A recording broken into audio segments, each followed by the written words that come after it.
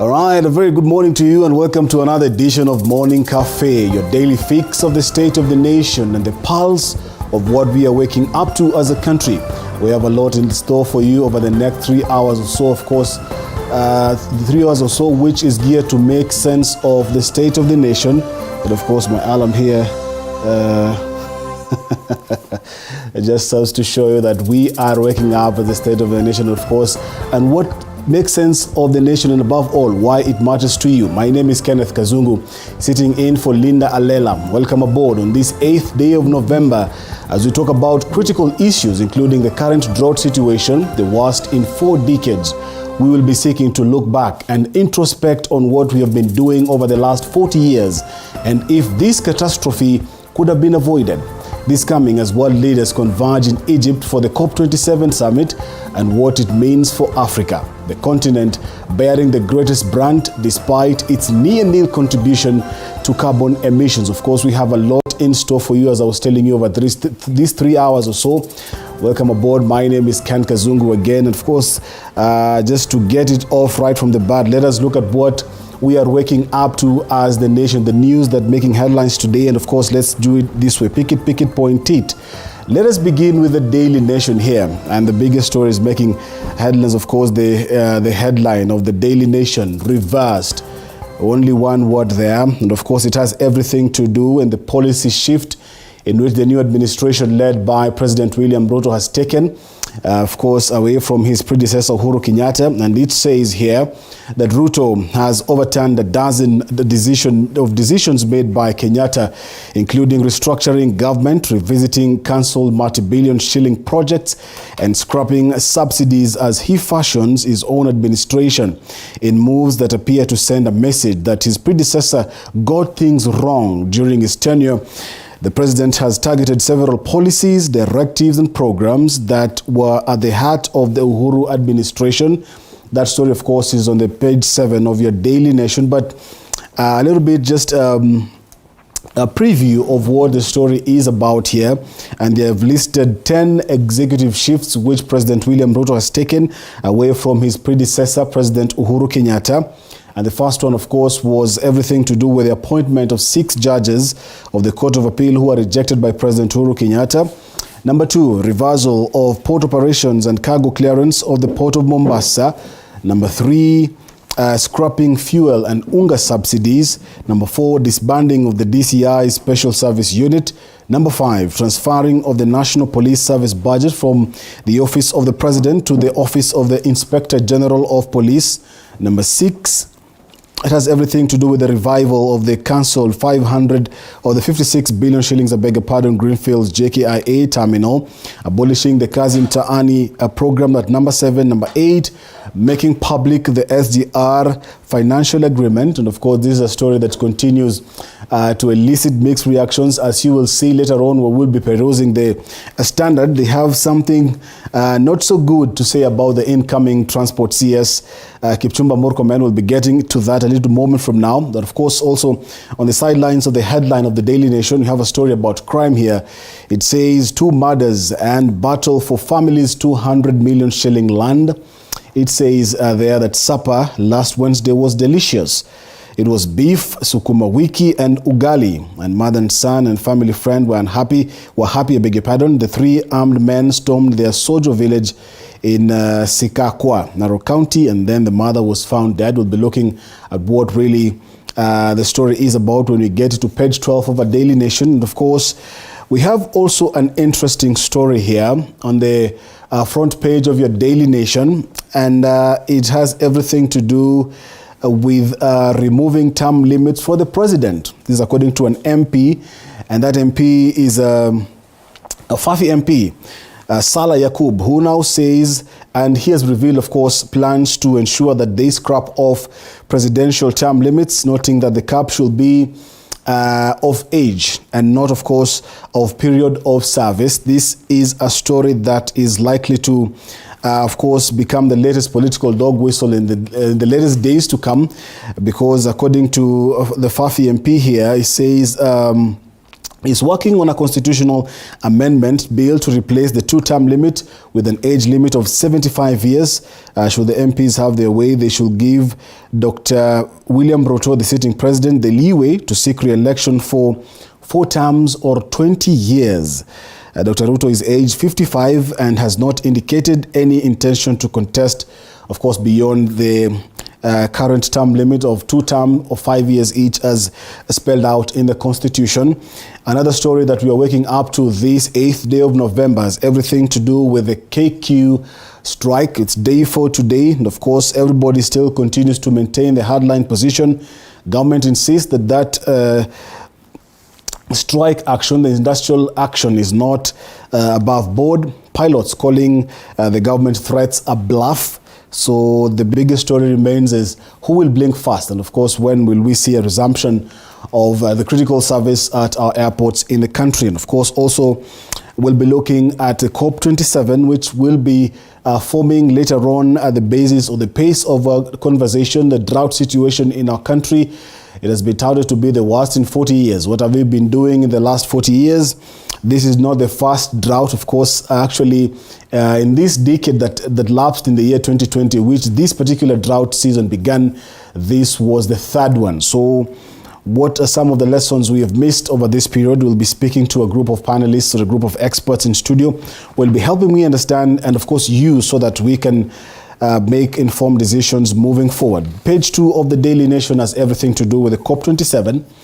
President William Ruto there telling off Western leaders over delaying tactics. African delegates were dismayed by reports that a deal for rich nations to pay poor nations can only be reached no later than 2024. And of course, we understand that this deal was made in COP15, the COP15 summit, and it has been very many years where the rich countries pledged about $100 billion. That is yet to be achieved as of now.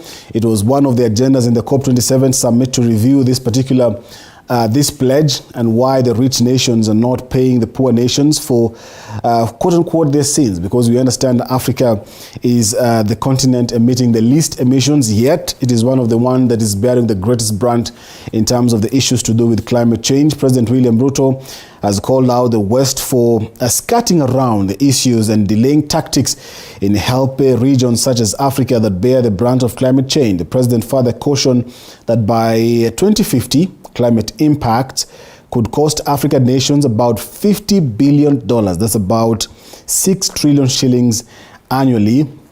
And of course, this was basically on the sidelines of the COP27 summit. We'll be looking at issues surrounding this particular summit during our interview segment a little bit later on. But let us now go to page 4 of the Daily Nation. It's about national news and targeted for change. It has everything, to, of course, to the position of the opposition. And Azimio plans to pile more pressure on President Ruto over poll promises. And of course, Azimio has indicated it would push for reform in the Electoral Commission and the judiciary. But of course, they'll be seeking to, of course, look at what President William Ruto promised within his 100 days. Of course, we are about 56-7 days into President William Ruto's administration. So Azimio, the opposition, says they will be seeking, of course, to ensure that they put this government to check on the promises they made within the 100 days. And of course, one of the sticky issues that has come out during President William Ruto's 6 or 7 weeks in office has everything to do with the tax proposals and how he, of course, wishes to ensure that he widens the tax bracket. Azimio, on the other hand, say that this is not tenable. They say that jobs should come before taxes. This, of course, will continue being a heated issue in the political realm, as we expect this particular week. As of course, the Azimio faction has a series of planned events this particular week. Of course, we expect them to ensure that they put a lot of heat on this administration. That story on page 4 of the Daily Nation. On page 5, that story that came out on the front page of the Daily Nation today, and it has everything with the planned removal of presidential term limits in a country. That particular plan proposal by the Fafi MP saying that Anyone who wishes to vie for president should not exceed 75 years. And of course, this is likely to be also a heated debate this week across the political realm. And of course, on page 6, we have everything to do with the fertilizer deal, Farm Inc.'s deal to set up fertilizer plant in Kenya. And of course, the company to build a 300 megawatt capacity green ammonia and fertilizer plant. That story there, of course, when we see stories like this, we are related because it means that it might come with prospects of jobs and what have you. And of course, that story also on page 7, it has it's just a continuation of what we saw on the front page, and it has everything to do with some of the issues that the reversal or the policy shift of the new administration and what the president, the new president, the incoming president William Ruto has done. That is a policy shift from his predecessor there. On page 8 of the Daily Nation, the story here that also is likely to be another issue in the political realm this week as we move ahead. And it has everything to do with the slots for the East African Legislative Assembly. And it says here that big political names on list of Kenya's nominee to IALA. And of course, some of the names that have been fronted or some of the names that are being thrown around there include that of KANU boss Gideon Moi, KANU Secretary General Nick Salat, Jubilee Party Secretary General Jeremiah Kioni. Also, Christina Pat's name has found its way into the list, who of course is a sister to former President Uhuru Kenyatta. Another name that features on this particular list here is that of Winnie Odinga, who is the daughter to Raila Odinga, the Azimio leader, and of course Kennedy Musyoka, son to Wiper Party leader Kalonzo Musyoka. And of course, on page 10 of the Daily Nation, it has everything that story that has elicited mixed reactions since leading towards the end of last week and on Sunday, when we expected the bombshell revelation of the SGR contract. And of course, continues to elicit mixed reactions, as I said earlier. It has a secrecy clause as it is emerging now. The city lawyer claims there are more details that the government is still keeping under wraps. The document, which was made public, did not have details of what Kenya put up as collateral for the loans advanced by China. This, of course, also was subject of heated debate during President Uhuru Kenyatta's tenure. Some were saying that some of the ports were, of course, put up as collateral for the 320 billion shilling loan advanced by the Exim Bank of China towards the construction of the standard gauge railway. More questions, of course, when we expected that this particular revelation would come with answers to the many questions that Kenyans had. It has continued, it has left, or it was greeted by more questions, according to the Daily Nation here. And of course, they're saying that more questions greeted the government's move to make public the standard gauge railway financing agreement with details of the collateral put up, which parliamentary committee had highlighted being a key issue. Roads, Transport and Public Works Cabinet Secretary Kipchumba Murkomen had promised to make public the highly secretive SGR contract during his vetting, but the 3 documents he released to the public had no details of the collateral, which is one of the main issues that raised a lot of public debate during the campaign period. And of course, even during his vetting, the now Transport CS, that is Kipchumba Murkomen, had pledged to ensure that he made those contracts public. On page 12 of the Daily Nation, it has everything, a continuation, of course, of a story that we had looked at on the front page of the Daily Nation. It has everything to do with a crime and 2 ghastly murders and deadly battle for families' 200 million shillings land. And the rider there reading the dispute with an acre going for about 2 million shillings. The 100 acre is currently valued at 200 million Kenya shillings. There's a story here mixing, of course, family dispute that led to, allegedly led to the death of 2 people in dispute of that particular 100 acre farm. A very quite sad story there coming out from Narok County. Of course, more stories here Let us now move to the other daily. The part of the dailies there has everything to do with the Standard there. It calls itself Kenya's boldest newspaper. And of course, on the front page, the headline is not very appealing to and directed at one Kipchumba Murkomen, the transport CS, and it says, load of hot air. Murkomen fails to give SGR deal.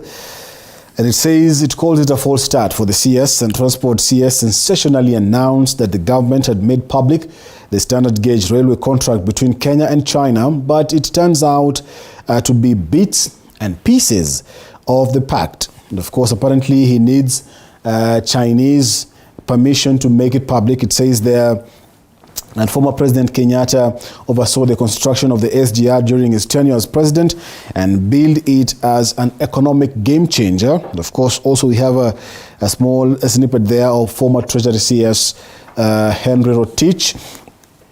In his capacity as cabinet secretary, his signature is on all the contracts that birthed the project. And of course, also there, it features a former, the photograph of the former Transport PS Nduva Muli. Of course, he was the first to append his signature on the October 2012 document that paved way for the SGR project. Of course, he was the Kenya Railways managing director then.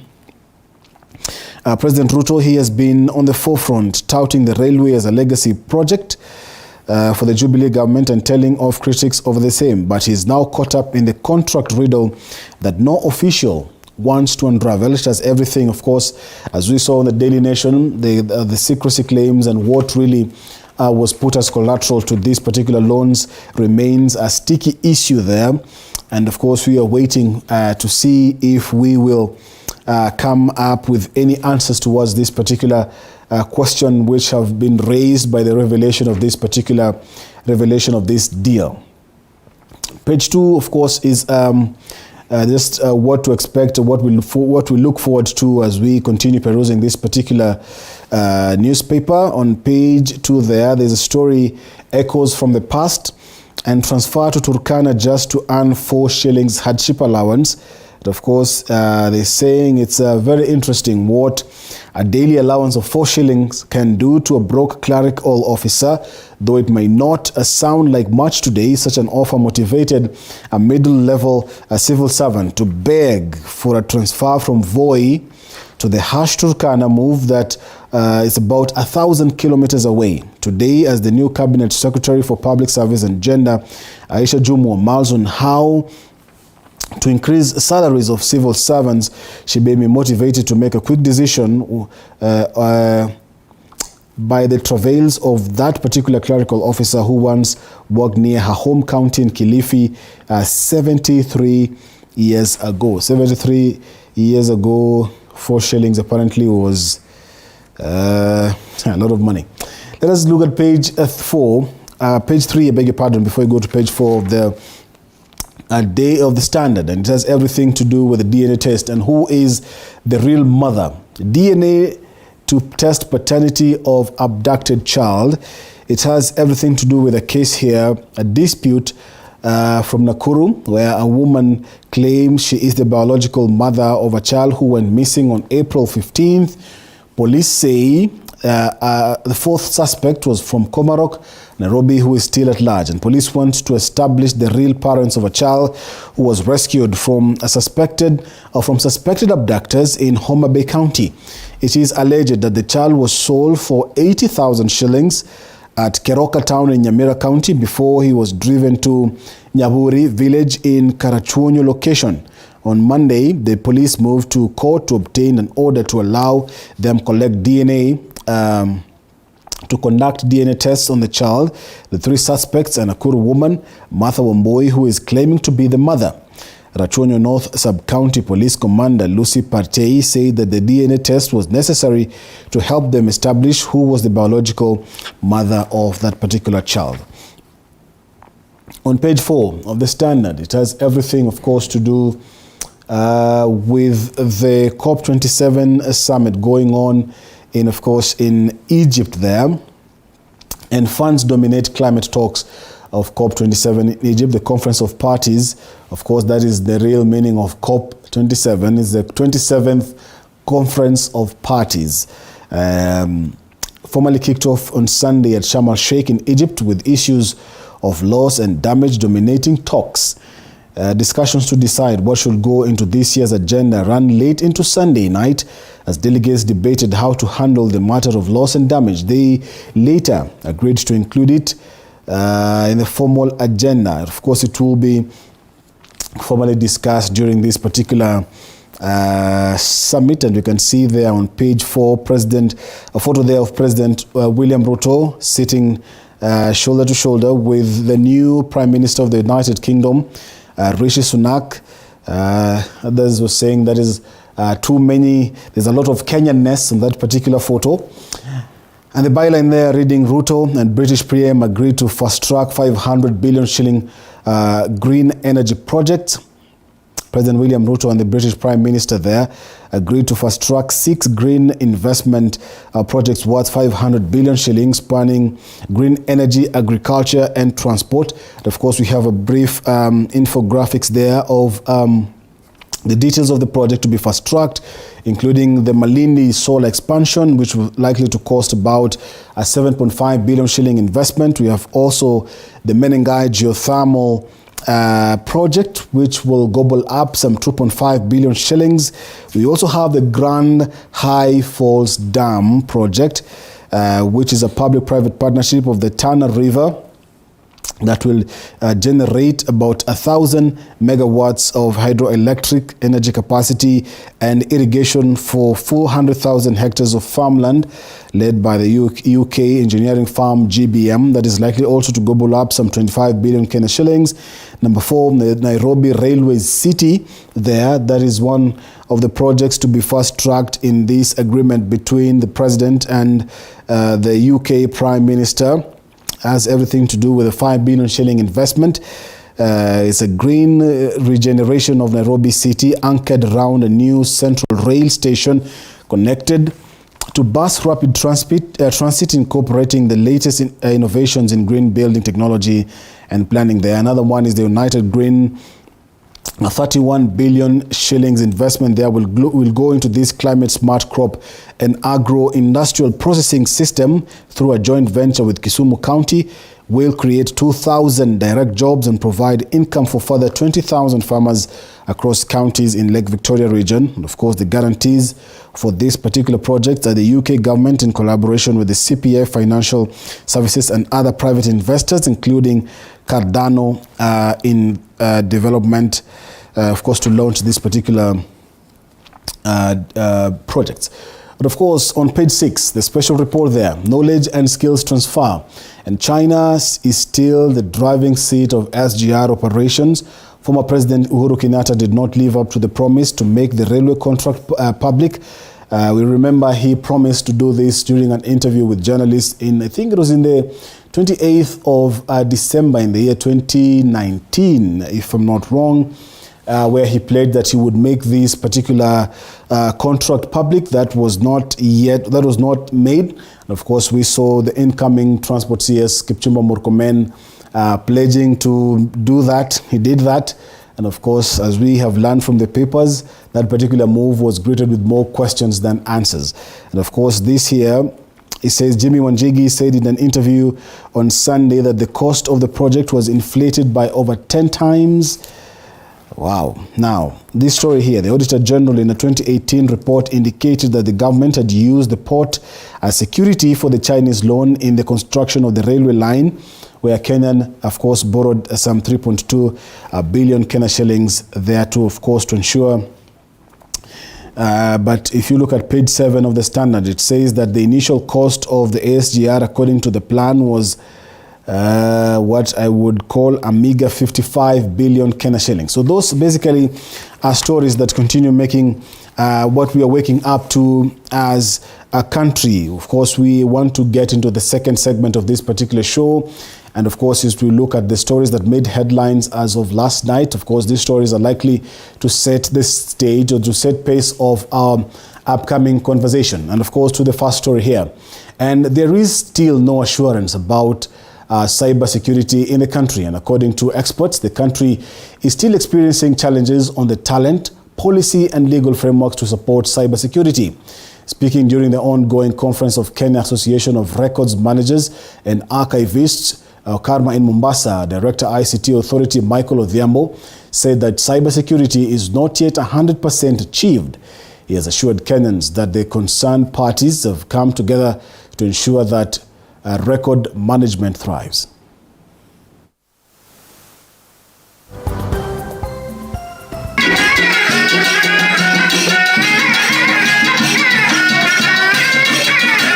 The thing about cybersecurity is that you can never be 100%. But then as a government, working together with all the stakeholders that need to be part of this activity, both the ICT Authority, the Ministry of ICT and even the Communications Authority have come together to build a robust cybersecurity environment that can allow for records management to thrive. A lot has been done by government through these agencies that I've mentioned to ensure that cybersecurity is of a major focus, not just for the elections like you talked about, but also for other spheres of ICT in government. And not just for government, but any other services that Mwananchi is supposed to take. The whole policy and legal framework around management of records across the country, that's an issue, a big challenge. There's a big challenge around the infrastructure to support that. If you think about digital, we have the right technology in place, we have the right application, the right softwares to support that. There's also, of course, the challenge around the talent and the right skills to drive that. We have challenges around standardization. Elsewhere, in a section of Mau Mau fighters from Nyeri County have called on President William Ruto to intervene and solve the land dispute between its members and a private developer. Of course, led by 95-year-old Kimunya Kamana, the elders claim that the late President Jomo Kenyatta awarded them a piece of land in Solio as compensation for their sacrifice to the country. However, the said piece of land is currently occupied by a private developer, and they are worried that they might not enjoy the fruits of their labor since they are very old. Shamba yetu ni ala namba 11571. Some people abused their office and frustrated their effort. Na hii tulikwenda tukaambiwa kwa Commission of Land tulipe pesa ya mchanga, tukalipa, mimi nikalipa 118. Baba yetu ni eka 110. Those were a lot of money for our elders to join hands and to raise that amount for them to be sanctioned and declared as the owners of that land. Elsewhere, police officers in Lari sub-county in Kiambu have launched a security operation to sweep out those involved in crime cases. More than 15 suspects are on the run after being involved in different crime cases in the area. Kimende village has been the hotspot of the insecurity cases where the suspects are believed to be hiding immediately they attack and steal from residents and are threatening to attack them if they reported their cases to law enforcement officials.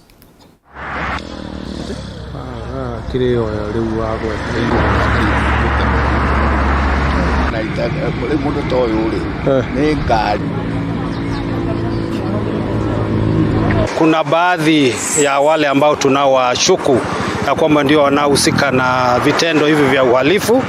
Majina yao tuko nayo na tunawafuatilia, na pia tumeweza kuwapea kwa maafisa wa askari ili waweze kufuatiliwa, na tumeweka mikakati yote ambayo inastahili kuona kwamba wamechukuliwa hatua. Tunaweza taka uchunguzi ufanywe na at least tuwekewe security hapa kwetu. Juu security inaonekana ni mbaya, especially Kimende. Serikali wapiga patrol masaa ya usiku, sababu kuna watu wengine ambao wanatoka makazi masaa ya usiku, na pengine wanaweza shuka hii magari wakitoka kazi wakutane na hao wahalifu. Sababu kunakuta mtu anaenda kama side services, nakuta umefunga nyuma yako vizuri, nakuta imefunguliwa, TV imeibiwa na vitu services za nyumba zimeenda. Kwa hivyo tunashangaa kwa nini serikali iko wapi? Ikuja na itusaidie. Visa kama hii ichunguzwe ili watu wale wanafanya kitendo kama hiyo wachukuliwe hatua kali, na ili watabuliwe ndio wajulikane ni akina nani. Moving on, the detectives from the Homicide Department of the Directorate of Criminal Investigations have arraigned the third suspect in the murder of Rwanda-based businessman George Mwangi. Kiambu Local Principal Magistrate M.A. Opondo has granted the police officers 7 days to hold John Mukirera Mwangi to complete investigations, as he is expected to be arraigned before the court on the 17th of November this year. George's body was found wrapped in a polythene bag and dumped at the Kieni Forest in Gatundu North. Detectives probing the murder said before the death of the engineer and husband of Kiambu politician Gladys Chania, John's movement raised suspicions.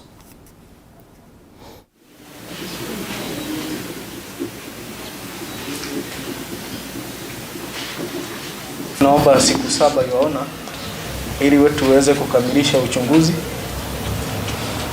na kati ya ile vitu ningetaka kufanya yaona ni DNA sampling of the respondent. Tunatarajia kupata mashahidi wengine kutokana na taarifa yake ambaye ameandikisha na sisi. Staying at the corridors of justice, and the hearing of a petition challenging the election of Governor Patrick Ntutu has been delayed for 7 days until Monday next week. Elsewhere, the parents of the murdered Kianjakoma brothers have testified before the court, recounting the last moments with the deceased. Collins Lusweti with a roundup of court stories. The hearing of a petition challenging the election of Governor Patrick Ntutu has been delayed for 7 days to allow the legal teams to iron out pending issues in the case. The hearing of the case filed by former Narok North MP Moitalelo Lekenta, who garnered 148,270 votes against Ntutu's 158,100, will begin Monday next week at the Narok Law Courts, with presiding judge Teresia Matheka warning the legal teams that there will be no further extension to the date of hearing. There will be no extension. I think it should be agreeable that within the time that we are left, we can share out that time and still get to the bottom of this. It's not agreeable, so that we don't move too far away from it. Elsewhere, a civil servant and a businessman accused of receiving money from investors in the pretense of being in a position to assist the said investors to purchase government-funded houses located at Park Road, Ngara area in Nairobi, appeared before the Milimani Law Courts.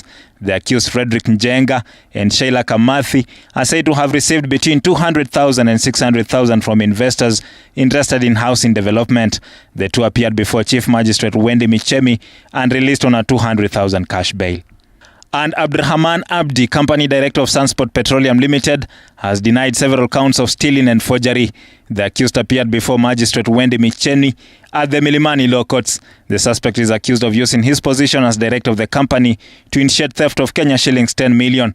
The accused has been remanded at Kilelesho Police Station until November 10th for another court appearance.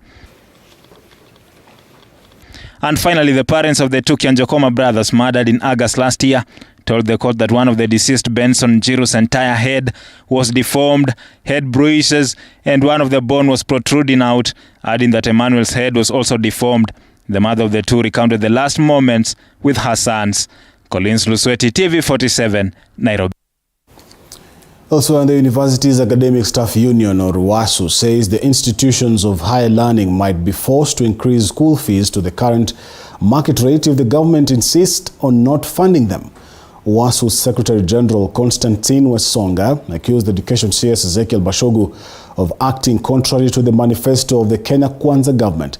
Is our senior education reporter Sharon Baranga with that story. Forever,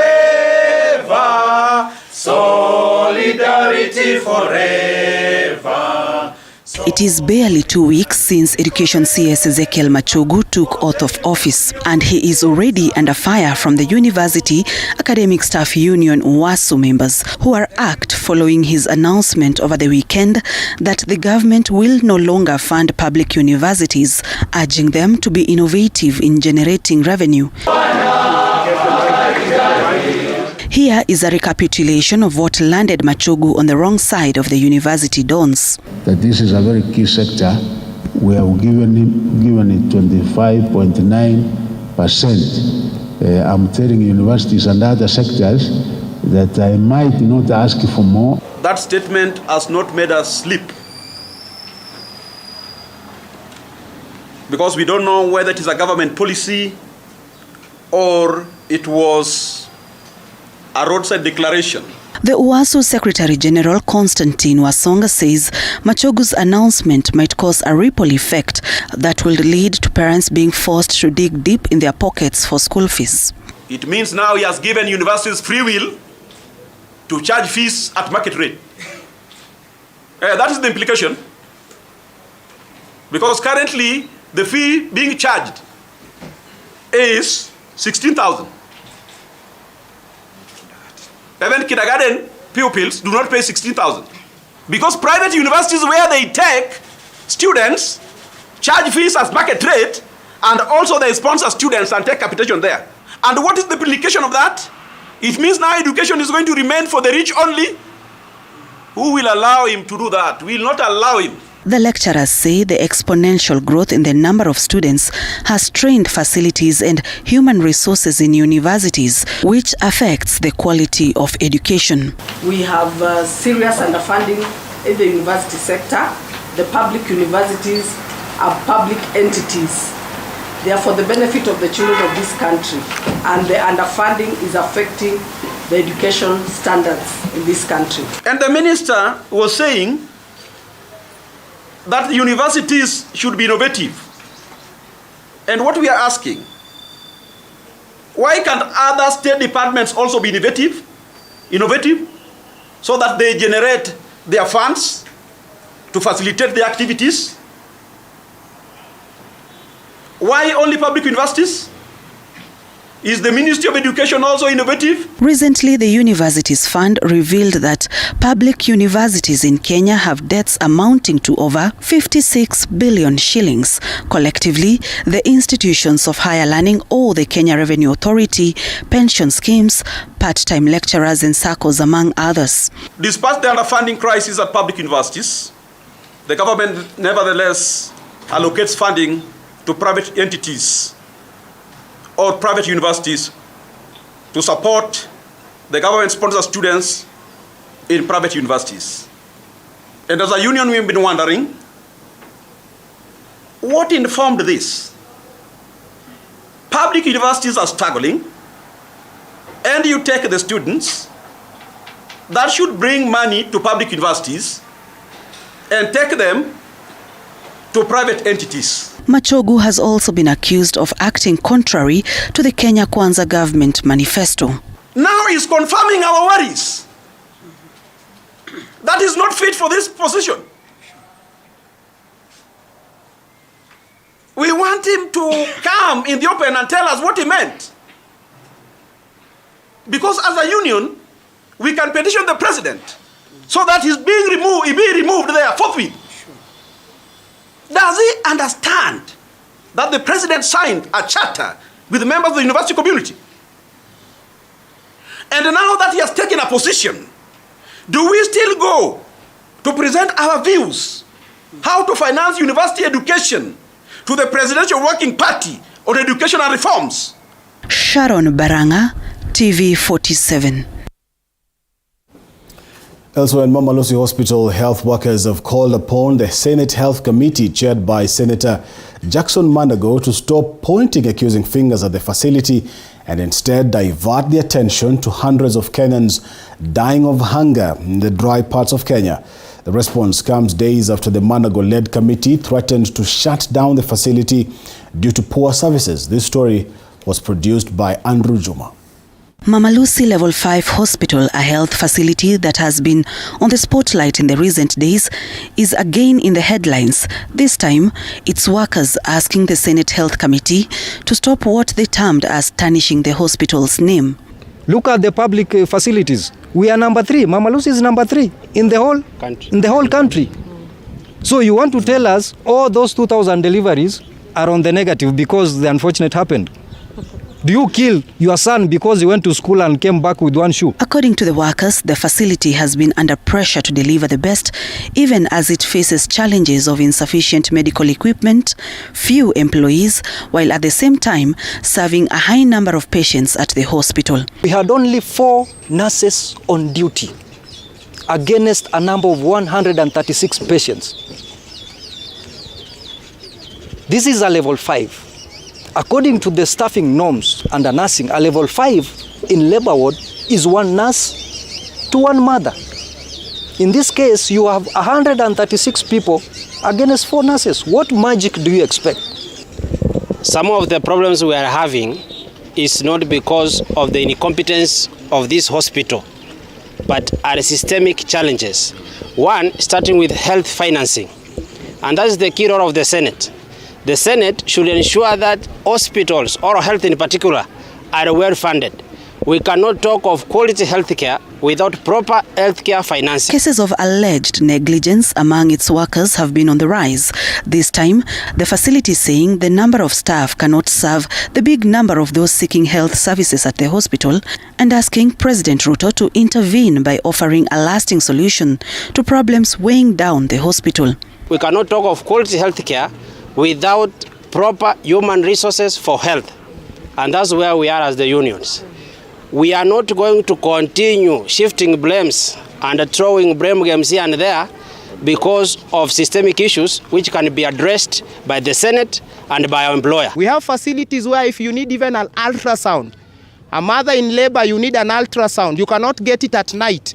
Then where do you go to? You have to go to an alternative, a private hospital. That is very unfortunate. 2 months ago, Maureen Anyango, a 28-year-old woman, lost her life at the facility after bleeding severely, with the family blaming the doctors for negligence. So, mke wangu, the last word aliniambia ninunulie mtoto au watoto 9. Because even if you go for negligence for 50 million, and after 1 week, more patients are dying, there's no progressive realization of socioeconomic rights. We are simply killing our people. The workers are now calling upon the Nairobi County government and the national government to step in and save the situation at the facility instead of calling for its closure. Number 1, nataka kuambia rais wa Kenya ni mtu mzuri. When he was campaigning, he campaigned on a platform of inaitwaje bottom up, sidio? If you look at the location of Mama Lucy, hata ukiangalia mahali iko sini ya masafara na masala. So the safaras and the hustlers, if the Senate for example want to say you want to close Mama Lucy, what are they, which sign are they showing the president? They are not supporting the agenda of the president on the health issues. Elsewhere, and as the Presidential Working Party on Education Reform gathers thoughts on the implementation of the competency-based curriculum across the country, some schools in Trans Nzoia have started to involve their students in direct skills training by visiting some industries to improve their skills. Our reporter Boniface Baraza with more on that. These are tens of primary school students, especially grade 6 candidates, who have visited Kitale Wool Shop Factory to have first-hand experience on the textile and manufacturing industry as the country geared towards competence-based curriculum. We should just continue learning CBC because it makes us learn more things than the other 844.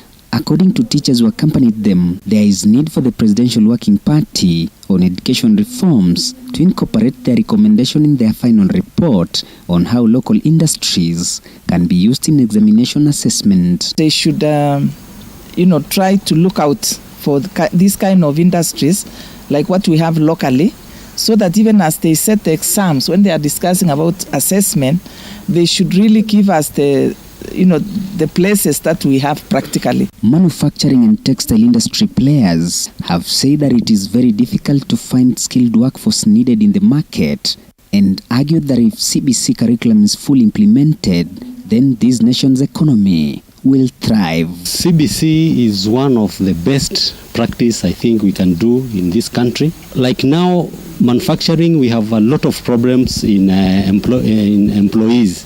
We don't get the right people, we don't get the right personnel in our working place. However, the teachers under their unions, Kupet and NAT, who took part in the ongoing stakeholders engagement by the Presidential Working Party on education reforms across the country, held contrary opinions. CBC, right from inception, it started on a wrong footing because the government did not want to accommodate the views of the teachers. The elephant in the house, as far as education reforms is concerned, is funding. It is funding, because funding is able to address all the issues. So all the CPC issues and pedagogy should be involved and included in the teacher training college to create preparedness for the CPC when it arrives at the highest level of learning. Trans Nzoia, Kisii, Kakamega and Kirinyaga counties played host to the Presidential Working Party. People have a feel that CBC has failed and it is something that is untenable. It is not true, because when we do comparative studies, CBC has succeeded in North America. Professor David Some, who led other task force members in views collection, said that many parents approved the implementation of the curriculum despite some raising challenges. 90% of the speakers this morning said CBC is okay. They tell us that the children who are in CBC right now seem to be even more enlightened than the standard 8 children and so forth. So it looks CBC is doing very well. Bonfas Barasa, TV47. So the biting drought situation in the country now, and as hunger continues to bite in some parts of Kenya, 2 children from Kuresoi North constituency in Molo have been receiving treatment in the Molo Sub-County Hospital after consuming chameleons cooked by their elder brother due to the hunger. Chichi Josephine in that story. This is the reptile that the 7-year-old boy found fit to cook for his starving siblings. The two, aged 4 and 2, from Nyakinywa village, Sirikwa Ward, Kuresoi North constituency, have been receiving treatment at Molo Sub-County Hospital after their 7-year-old brother prepared the reptiles to add to the few potatoes they had for food in the house due to starvation and to cater for the entire family. Joyce Chemyatich, the mother of the two, says she returned home from her daily work and found them unconscious, and upon inquiry from their older sibling found 2 heads and tails of chameleons in the sufuria. Nilienda kibarua, kutafuta kibarua, nikaenda paka usiku, piasi ya kereyo. Nikaa paka saa 11, nikakuja. Nikakuta amechinja kinyoka na ameweka piasi. Kula za kukula mlikuwa mkula mwisho lini? Alikaa siku 2 bila kukula. Wakati nilifika tukaitambua kweli watoto wanaendelea kutapika hizo nyama. Kuangalia jikoni kulikuwa na mkia kwa sufuria. Huyo kijana kuuliza akasema ni njaa. According to the medical superintendent Molo Sub-County Hospital, the 2 minors showed severe symptoms on their arrival at the hospital and are currently in a stable condition as they have already been discharged. They were alleged to have consumed chameleon. Of course, they had issues, abdominal problems. They were admitted by our clinical officers, and so far they have been attended to. They have been stable.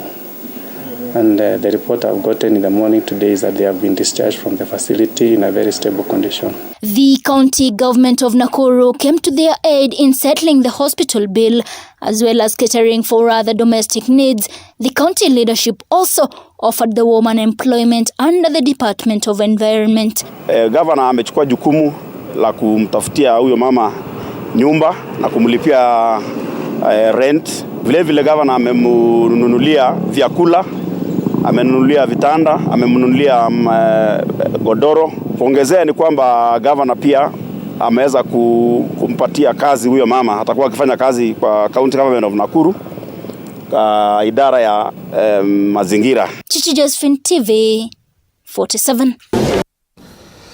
Quite sad indeed. Elsewhere, and there will be no negotiations between the Kenya Airways management and its striking pilots until the pilots are back at work. Those were Kenya Airways CEO Alan Kilavuka's sentiments on Monday after the pilot strike entered day 3 and making the situation dire. And as Mike Guongo now tells us, Kenya Airline Pilots Association, or KALPA, saying the association is making all attempts to have a conversation with KQ management to come to an agreement. Kenya Airways CEO Alan Kilavuka has said there will be no negotiation with the striking pilots unless they go back to work. Speaking during a press briefing at the Jomo Kenyatta International Airport Monday afternoon, Kilavuka said the airline had given the pilots room to talk through the Kenya Airline Pilots Association (KALPA), but with their ongoing strike, he wants them back on duty before any discussions. Just because of lack of understanding or being selfish to hold the country hostage, we have got to break this at some point and say, let's take the pain now, but repair it for posterity. Because we have a country to run, we have an airline to run. Yeah, so it's going to be expensive, it's going to be painful. But unless the pilots realize that, okay, we're in trouble as a country. According to the CEO, the airline advertising the jobs for the pilot and first officer positions is not in bad faith, as things have to keep moving. We've been accused of being unfair, right? Well, we want to demonstrate that we are fair. We will sit down and find reasons why. First of all, one, they participated in an unlawful strike. Secondly, why they disobeyed lawful orders by their superiors to come to work. There might be valid reasons. We'll listen to those, okay? And then we will follow our HR procedures. So disciplinary action does not necessarily mean just firing people. So far, 132 pilots had registered with the airline's operations team as unfit to fly.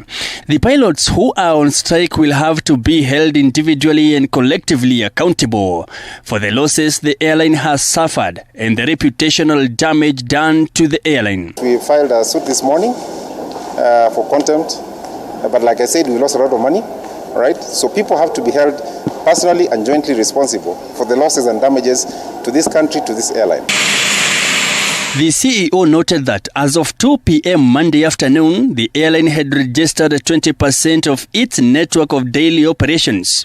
The airline has also reduced the number of disrupted passengers to around 9,000 from 12,000 Sunday by working with partners airlines such as Jambojet. In a quick rejoinder, the Kenya Airline Pilot Association urged the Kenya Airways management to negotiate with an open mind. KALPA's General Secretary Captain Mureithi Nyaga said that the association is making all attempts to have a conversation with KQ management to come to an agreement. We are ready because it's not about how many ministries. All we are saying is if the art of negotiation is to come and sit, be open-minded and in good faith. We are not the stumbling block. As we're saying, we are ready to negotiate. The association has also revealed that they have been in contact with the Labour CS in regard to the strike and scheduled a meeting for Monday. Now, what we saw there in the press, I will not hold brief for the government, but that's not the correct position. And that is why we have in this press media speaking to the people of Kenya that the pilots are ready to talk, negotiate, and break the stalemate, and then at least so that we can move on with our lives. I mean, they tried this in 2016. We buckled, right? Some of the problems we're experiencing now is because of that.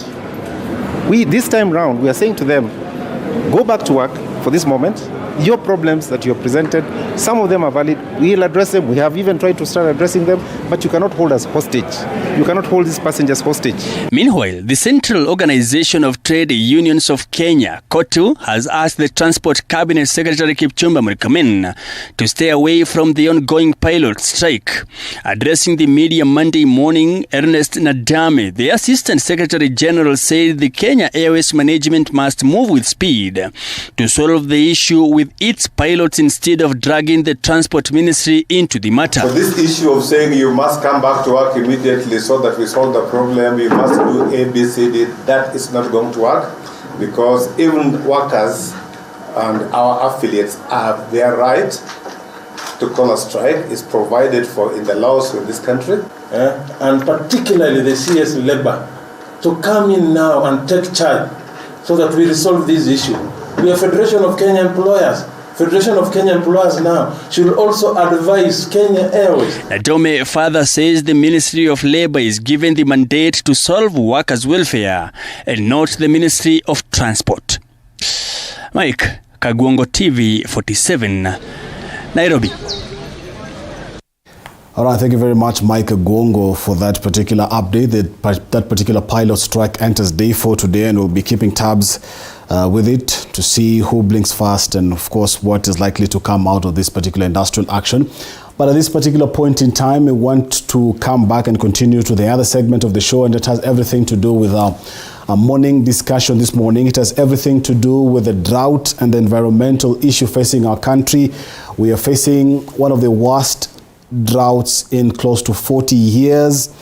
This is not the first time we're experiencing a drought situation in the country. Is it likely to be the last? What lessons have we learned? What lessons have we missed? And what is the way forward, and what really needs to happen? Of course, this particular scenario coming even as world leaders converge in Egypt for the COP27 conference there. What really does it mean, and what really needs to happen? What is the silver bullet that will help alleviate Kenya and African countries from this brand of climate change and everything to do with that? And this particular point in time, let me bring on board my guest in studio. I'm with Hitler Odhiambo, an environmental expert. Good morning, na karibu sana to Morning Cafe. Oh, thank you so much. Good morning. Also, by way of virtually, I'm joined by Godfrey Onyango, who is the chair of the Justice and Environment Foundation. Good morning, Godfrey, and thank you very much for your time this morning. We do not take it for granted. Thank you very much, and thank you for the opportunity. Yes, good morning, and how are you? Very well, thank you. Let me start right off the bat, and let me start with Hitler right here in studio. Hitler, leaders have come out to say that this is the worst drought in 40 years. That means we've had a period that precedes that. What lessons have we missed over this 40-year period? Because I understand that even within those 40 years, we've experienced some quote-unquote mini droughts. In this particular decades that ends in 2020, we've seen drought situations, 3 drought situations. So if we find ourselves here, stuck in drought, you've seen stories there where some children are actually even eating chameleons because of hunger. Godfrey, Hitler, when did the rain start beating us? Why do we find ourselves in drought situations every now and then? Oh, thank you so much, Mr. Kazungu, for that question. I think globally, and even as a nation, we have experienced this drought, but we don't take actions. I mean, we don't walk our talk. We have, I think we have preparedness in terms of communication, in terms of paperwork, but they are not put into action. So until we walk our talk, is when we realize the change in terms of drought mitigation. So I believe that after this drought, let's hope it ends soon, we will have learned from the lessons. Let me bring on board Godfrey. And Godfrey, this is the worst drought in 40 years. Why can't we as a country, why is it so hard for Kenya to plan ahead? Why do we always find ourselves in this, I dare call it a vicious cycle? Okay, thank you very much for the question. And I want to say this. This drought situation in the country is not a new thing. It has been with us throughout, and we all know why. One of the biggest problems we have been facing in this country is impunity. We are good in rhetorics, we are good in talking, good in paperwork. I agree with Mr. Odhiambo about it. If we keep on talking and we don't do any action, then we have no business being there. People come into leadership with false promises. Yesterday, I was watching what was going on in Egypt, COP27. I have to say I'm disappointed. And most of why am I saying I'm disappointed? What was promised last year is still what is being talked about. Okay? And we are not doing anything about it. Let's take Kenya as an example now. In Kenya here, climate change is real. It's real. I'm in Nakuru now. We are receiving plenty of rainfall, things which never not happened. Drive about 300-400 kilometers towards Lodwar. The situation is daring. Cattle are dying. People are suffering. People are malnourished. I've been there. And then here, we are saying that we are helping them. Now, we have Climate Change Act, okay, which was passed in 2016. We are yet to actualize Climate Change Council. President Dr. William Samoei Ruto, during his first day on September 13th, he said he's going to actualize that. I'm yet to see that. Yesterday, he was with the Prime Minister of UK signing deals of green economy, which is a good thing. 500 billion. That is good money. But at the end of the day, we ask ourselves, do we have the necessary policies which are accompanying the regulations to implement this? My answer is no. Yeah? The problem in this country, we are playing politics with the lives of Kenyans, which is wrong. Now we are here seeing politicians distributing food left, right, center. When you give somebody goro, you think that you're helping him. No, we need proper structures in place. That is where we are having a problem. We need concrete plan, which is accompanied by regulations, which come with structures, how to address these issues. Now, that is Kenya's situation. Let's go globally. In the whole world, our leaders are not serious. I have to be honest. They are not serious. The West have their own agenda. The South have their own agenda. This thing need to be approached holistically. And when you talk holistically, that is when we can solve the problem. We cannot solve the problem when we are looking at different direction. Let me go and try to recap your mind and the whole country. The late Professor Wangari Maathai, she mentioned something which most of us we need to be serious about. If we don't take care of the environment is very harsh. Now people are debating in Egypt about reducing the temperature by 1.5 degrees. To me, this is rubbish because we as leaders, our leaders are not serious. All right. That is our big problem. All right, Godfrey, and I want to bring on board Hitler in this conversation. And Godfrey has mentioned something to do with the Climate Change Act, the Climate Council, and of course I had a question planned on that. But looking at how things have taken, we have not seen the government really putting a lot of emphasis on this one, Hitler. And would you call it lack of political goodwill? Is it that it's not a priority in our country? Is it that as a country we have other serious issues to deal with? What really, in your view, is the reasoning behind some of these things that you're seeing? Because we enacted that act in 2016. The act calls for the formation of a climate change council that is yet to be fully actualized. So what, in your view, could be the reasoning behind this quote-unquote lag in the implementation of this act? Oh, thank you so much, sir. I believe our problem as a country is lack of political goodwill. Otherwise, we could not be where we are right now. Remember, we have county and national governments that are fully funded to mitigate drought. But you find that as much as there's proper funding for drought, there is no political goodwill, meaning the action to mitigate as early as possible is not taken until the last minute. I do expect the government to be calling for the public to contribute for climate change mitigation, so to help those who are really affected, especially in the countries like Turkana, Kajiado, and many other countries that are affected. I come from a small island that is inside the lake, and you find that even in the island, the cows die while we have water. It is very unfortunate that the counties like Turkana, where we have fresh water in Lake Turkana, but the irrigations, we cannot do irrigation up to now. We experience drought even up to 5 kilometers away from the lake. So I think there's a big problem in political goodwill.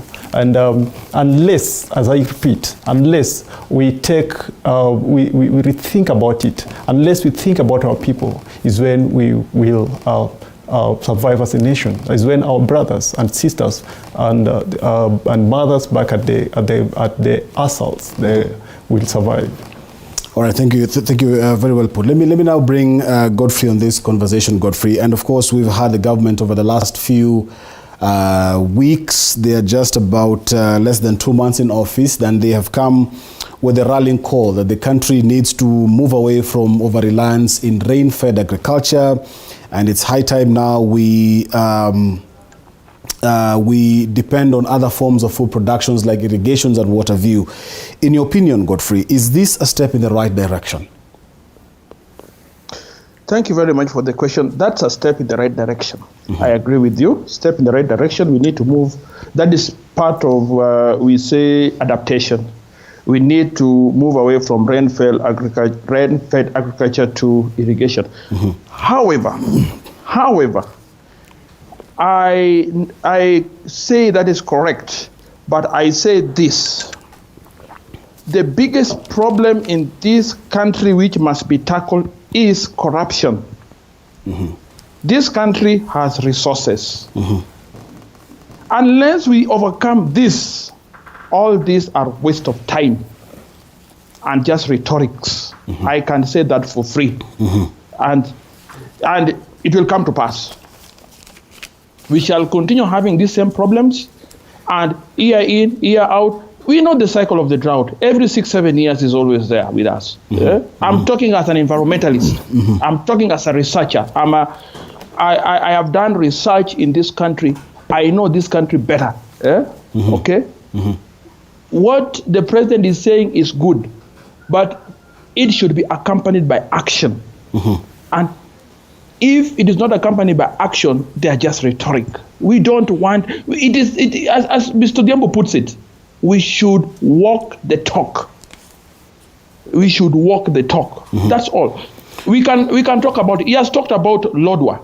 I was in Lodwar about 2 months ago, and I went up to a place called Kalokol, next to Lake Turkana. Have you ever seen fish being sold for 50 shillings? A big tilapia being sold for 600 in that place. There's no proper infrastructure in that place. It is deep interior. Temperatures are going as far as 40 degrees, and you can see these people are malnourished. This is just like in another country. So I agree they have a noble idea, but the question is this.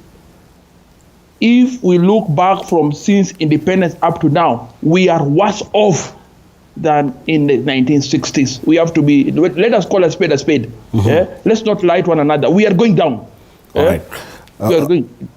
All right, let me bring Hitler on this one. And according to Godfrey there, he's saying we are worse off as compared to the times when Kenya was gaining independence. And in your view, who has dropped the ball? Why are we finding ourselves in a situation where close to 60 years from independence, we're still seeing, of course, droughts are part of them are natural calamities, but we're still seeing the same approach by government. Ever since the 60s, the 70s, the 80s, the 90s, and even now the 2000s, government still has the approach of giving relief food whenever we are being faced by a drought situation. So in your view, Hitler, who dropped the ball? Why are we where we are today? Oh, thank you so much for that question. Let us begin by appreciating that climate change intensity, the drought intensity increases annually. It's something that has been increasing and increasing over the last 1 decade. And it needs gradual adaptation measures and mitigation measures as time goes, meaning we have to tighten our knots as time goes. But it has come to a point where the government does not take this action seriously. The government still think the way the then government used to think 40 years ago. The mechanisms are not put in place. So to this extent, I'll keep on blaming the government. Because we have our researchers, we have enough resources in terms of intellectual resources, the research, the predictions globally and as a country. but the government are not taking this action seriously. The government are not taking the warning seriously. We have other nations. If you compare, for example, we have nations that are thriving, that are doing well in athals, in dry regions. Countries like Dubai, that's Arab Emirates. They're doing well in the deserts. But why are we not doing well? Why must we go to this extent? It's lack of goodwill. It's lack of this mistaken priority. So I think the government dropped the ball. The government is high time for government to take actions, especially the current regime. I think it's high time they take this particular problem into action. They take proper mechanisms. Godfrey, this drought has presented some new challenges, and I want to pick up your mind as a scientist on this one. We are now seeing a scenario where it is not only affecting the ASALs. We're seeing that counties or regions which were earlier thought to be food baskets, regions which were earlier thought to have above average rainfall, now falling deep into the ravages of this drought situation. And did we have early warning signs to this phenomenon, Godfrey? And how come we missed it? Thank you very much for that question. Yeah, it's true. I agree with you. The signs are on the writings are on the wall. The food basket areas are already being affected. They're affected by rainfall. One thing which you have to understand and we have to accept is that climate change is, the approach to climate change is, it should be a holistic thing. What Kenya does should be done by our neighbors, Ethiopia, or Sudan, Uganda, Tanzania, and others, and again, extending globally. Don't think Kenya can solve this climate issue as a country. It is holistic. That is why I brought in the issue of holistic. Because what was agreed in COP26, that is last year in Glasgow, should be implemented by all countries. As I'm talking, all in Africa, let me talk about Africa. In Africa, only 29 countries have implemented it. And yet we have 54 countries, Kenya being included. Globally, there is problem with now geopolitics. Then you find that the North and the South, they are talking different languages, issue of resource allocation. So, and you know, with each and every passing year, population also is increasing. In Kenya, we are increasing at the rate of 1 million per year, okay? 1 million per year means in 10 years, when we go for the next census, we shall have increased by 10 million, okay? This brings a challenge of resources allocation, bring in the issue of land fragmentation, this bring in the issue of the need for the tree cover. You can now see there's an increase of resource conflict in the country, okay? Now, that tells you we are busy encroaching in areas even where it is the food basket, okay? I want to challenge all of us and ask yourself this very simple question. Is there any town in this country which is clean? The answer is no. I mean, the answer is no. Most towns are dirty. You will see that each and every passing years, the tree cover in this country is decreasing. As opposed to what you're being told in the paper, that we have increased our tree cover, we have increased what? But the question is this: why are our lakes water level rising? Look at Nakuru here now. Lake Nakuru, the water level is rising, okay? People, and it is getting even to where the settlement of people are, okay? And when it is getting there, you are now increasing the human-wildlife conflict. The situation will get serious. The food basket area will be affected. The food security in this country will be affected with each and every passing year. That is why we need to move away from just simple rhetoric talks. Okay. And thank you. Hitler, you're hearing what Godfrey has to say about this situation, and where he says that this is not just a natural problem. It also has to do with a holistic approach in our neighboring countries. What would you say of that? Do you subscribe to the same school of thought? And what then needs to be done to ensure that at least we begin in reversing this very dire situation. Thank you so much, Mr. I can't agree more with Mr. Godfrey's thought. The issue of climate change, the issue of drought needs holistic approach. It needs collective responsibility. Why? If you look at climate change, the global climate change right now, Africa contributes only 5% to climate change. While the climate change is mainly caused by the developed world, the European and Americans. Yeah. So I agree totally with Mr. President, Mr. Dr. Samuel William Ruto yesterday when he said that it is high time for the developed nations to help or rather compensate African countries for climate change to cushion the population of climate change. So this needs social, it needs its holistic approach.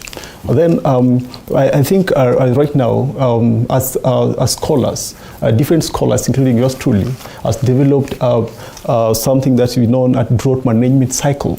As for now, we should ask ourselves, right now we are here. At this stage, we can call it emergency stage. How do we get out of here? How do we get out of this particular problem? One, I think what is very important right now is that we need to intervene. The government, both the government and the humanitarians and even external bodies should intervene on human and animal health. Remember, as we speak right now, we've lost more than 1 million livestock across the country. We are also losing people in Turkana, if you see, in other counties. I just read yesterday or the other day where 2 children were fed chameleons. So that is an issue. I fear that one day, if we are not very careful, we may end up, you know, when human populations, when you yourself, you reach a point where you cannot get any food, it means you can eat anything to survive.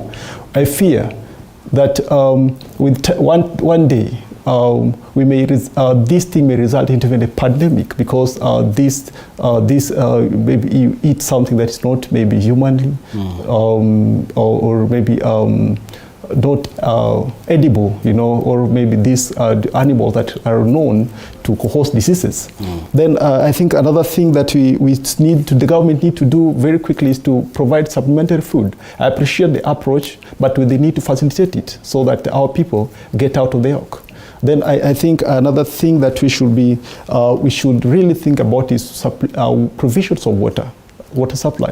That is maybe they need to revisit the boreholes that are not working, and even the solarizations and even provisions of water, maybe through trucks and all that. All right. Okay. Let us now go to Godfrey. Godfrey, you when you are canvassing your point, to raise some very serious, very important issue, and it has to do with the growing population, which of course brings on board the scramble for the resources, the natural resources that we have. And clearly, Godfrey, we cannot stop people from giving birth, and we cannot extend the borders of our country. So what needs to be done? How do we have that balance to ensure that yes, people will continue multiplying, but then again, there will not be too much a strain or too much struggle or too much competition for these little natural resources that we have? Okay, thank you for that question. This is a question which I've been confronting many times. Okay, you know, when the population is increasing, we have to face the reality. And I want to use a simple language. Tukizaa sana, tunaleta shida. Let me use a simple language.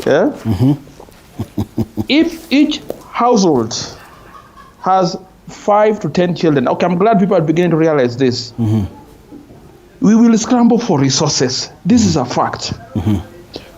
And it is high time we have to encourage what is called family planning as an intervention. Because if we continue giving birth, this will lead to land fragmentation. When we lead to land fragmentation, we are depleting the forest resources we have. there will be pressure on agricultural land. At the moment, I have to say this, as a scientist, I was trained as an agriculture teacher. Then I did my environmental science at Egerton at master's level, then PhD at Maseno University. I have done a lot of research, and I can tell you one thing, there is a link between environmental degradation and population growth. We can't run away from that. Kenyans natakana wapunguze kuzaa sana. Let me use a simple language. Having 1-2 children is not a bad idea. During this current situation, we are at 50 million, we don't have enough land. That's a reality. To solve that problem. Yeah? Because you may be laughing, but it's a reality. Yeah?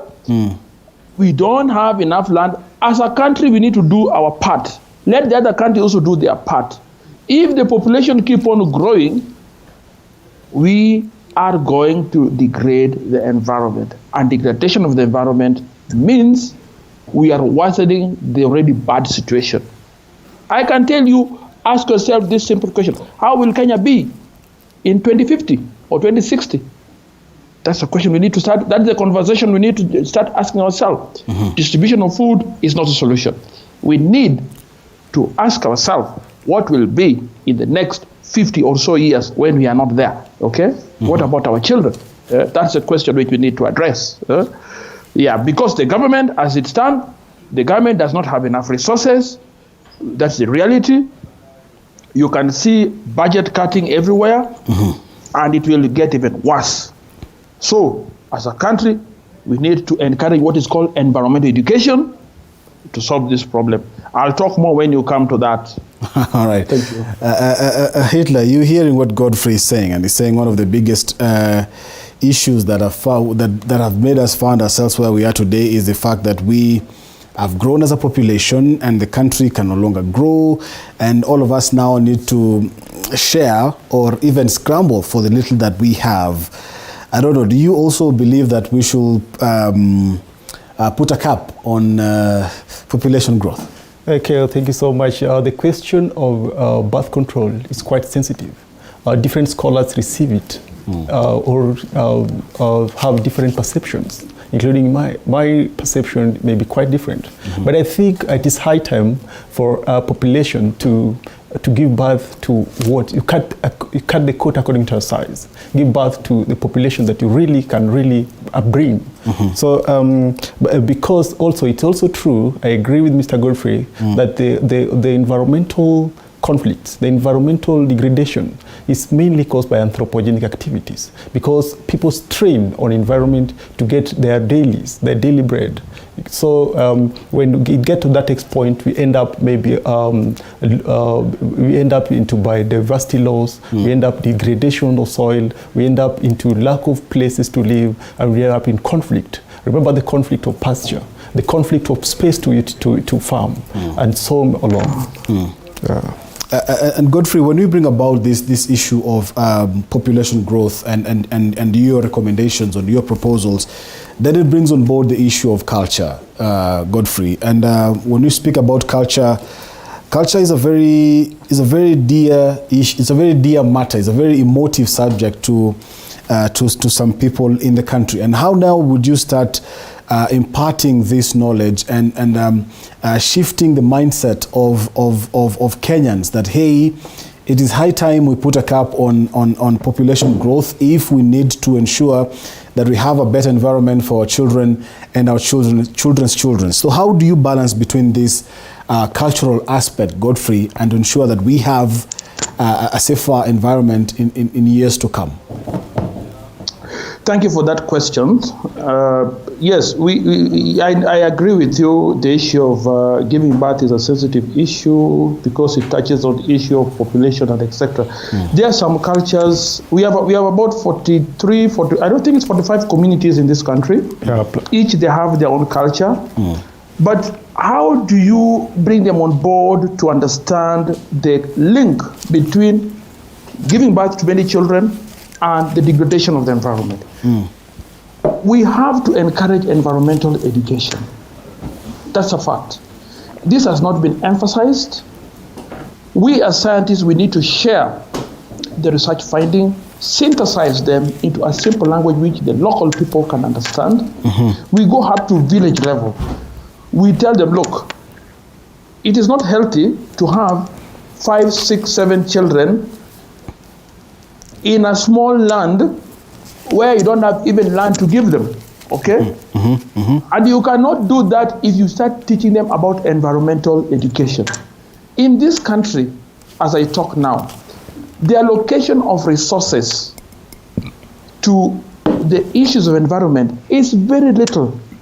Very little. I think it's close to less than 1%. If I may look at it, look at Ministry of Education, Ministry of Environment. They get very little resources. Ministry of Education the other day, I'm sorry to talk about this. The Cabinet Secretary, Minister of Education, talking of we are not going to allocate resources to universities. I don't agree with him. University is supposed to teach. University is supposed to do research. University is supposed to reach out to the communities. 3 things. That's the role of a university. But if you're now killing the universities, which carry out research, which is supposed to carry out environmental education, then we are killing this country. You are trying to come with short-term gap measures to try to solve environmental problems. I am an activist, I have to tell you. I lead an NGO. I also, the other day I said, let me help at Egerton University as part-time lecturer to teach them about environmental education. I see in these universities, the resources they are given in research, even to teach, even environmental education, we have to start from there. Yeah? But if you are saying we want to solve environmental issues just by mere talking and we don't do by allocating enough resources, my friend, we are wasting our time. If a government cannot allocate resources to help mitigate problem, you have no business being in that office. Let me be honest. Let us call a spade a spade. You cannot lead malnourished people distributing to them goro of maize and beans and oil and telling them that you're solving the problem. We must have regulations which guide all sectors. If you want to know that we have climate change, look at all sectors of the country. There's fighting for resources. That's an issue. Education, environment, transport, infrastructure, everywhere people are fighting for resources. That's a sign we have a problem. That is why I still strongly believe we must curb our population growth. There must be a caveat on that. Thank you. All right. Very strong sentiments from Godfrey there. But I want to bring it back to Hitler in studio. And Hitler, in September of 2021, I believe it was the 8th, if I'm not wrong, President Uhuru Kenyatta declared drought a national disaster. It's close to over a year now. It has gotten worse. And I believe if the president made the move then to declare drought a national disaster, then there has to be some form of planning that followed that particular declaration, some form of resource mobilization that followed that particular announcement. But how would you rate its response there? Because despite the fact that it was declared a national disaster by the ex-president, it's getting worse. Yeah, it's true. Drought was declared national disaster a long time ago. Unfortunately, the actions were not taken. I wish, like I keep saying, if I wish we walked our talk, we could not be here. If only the resources could be allocated, if only proper funding, proper facilities could be put in place, we could not be here. So I truly believe that the lack of political goodwill, lack of actions is why we are here. We knew, we knew that this was coming, but actions were never taken. I don't know, Godfrey, I'll pose the same question to you. 8th September 2021, President Uhuru Kenyatta then declared drought a national disaster. A year later, it's getting worse because by that time, it was only serious in the ASAL regions. Now it has extended in over 25 counties in the country. Why do you think, instead of mitigation measures to help alleviate the drought, we are finding ourselves in a worse situation than when it was declared a national disaster? Thank you for that question again. The situation will keep on getting worse. let me talk from a scientific point of view. You know, until the time we start linking population growth and environmental degradation, things will get worse. All these problems we are facing are anthropogenic driven, anthropogenic activities. We are cutting down trees, we are reducing the forest cover, corruption is increasing, and all that. You know, if we allocate resources and they end up in people's pockets, we are wasting our time. Let's call a spade. And I'm emphasizing on that because I know what I'm talking about. I can defend it. Because yes, Uhuru declared a drought a disaster. Yes, and it is getting worse. Even next year, they may still declare the same thing. President William Samoei Ruto, doctor, will still do the same thing, but it will get worse. If we are talking about today, 2022, I can tell you 2032, it will be worse than what we are talking about. I'm sorry to talk about it, but we have to face the reality. It's the reality. I'm talking as an environmentalist, and I'm talking as I've read so many, a lot of simulations, how our anthropogenic activities are affecting the environment. It's a reality. Right. There's scramble for resources everywhere. So things are going to get worse because of the population growth. Yesterday, when I was watching COP27, somebody talked about something. I think it was the UN Secretary General. He talked about we are approaching the population of 8 billion globally. The question is this: can the Mother Earth be able to sustain this? This is a question of very many scholars, as I can say. People are asking themselves so many questions. Okay, in my view, we are sitting on a time bomb globally. Now let's come to Kenya. We are also facing the same time bomb. Resources will not be enough.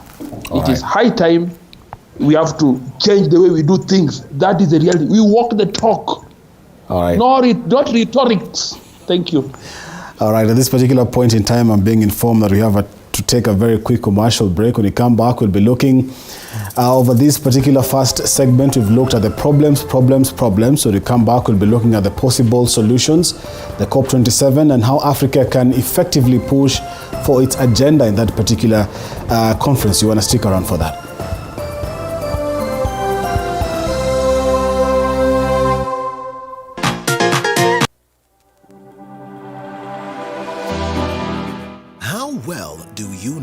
What's happening around you? Morning Cafe with heated political debates. Baraza la siasa. Hiyo kitu azungumzie, angalie hali ya maisha ya watu. Informative health discussions. Business, farming. Tasty Wednesday, Fitness Thursday, and Feel Good Friday with amazing DJs, celebs, waimbaji, kuna comedians, alafu kuna wajinga, and music bands every Monday to Friday from 6 a.m. to 9 a.m.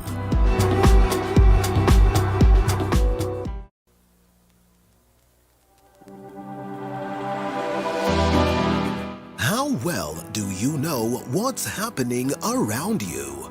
Morning Cafe with heated political debates. Baraza la siasa. Hiyo kitu azungumzie, angalie hali ya maisha ya watu. Informative health discussions. Business, farming. Tasty Wednesday, Fitness Thursday, and Feel Good Friday with amazing DJs, celebs, waimbaji, kuna comedians, alafu kuna wajinga, and music bands every Monday to Friday from 6 a.m. to 9 a.m.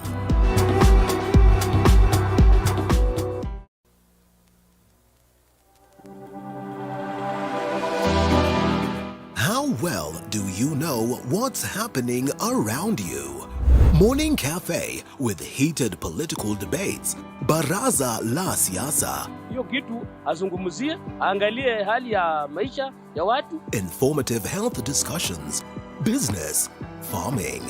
Tasty Wednesday, Fitness Thursday, and Feel Good Friday with amazing DJs, celebs, waimbaji, kuna comedians, alafu kuna wajinga.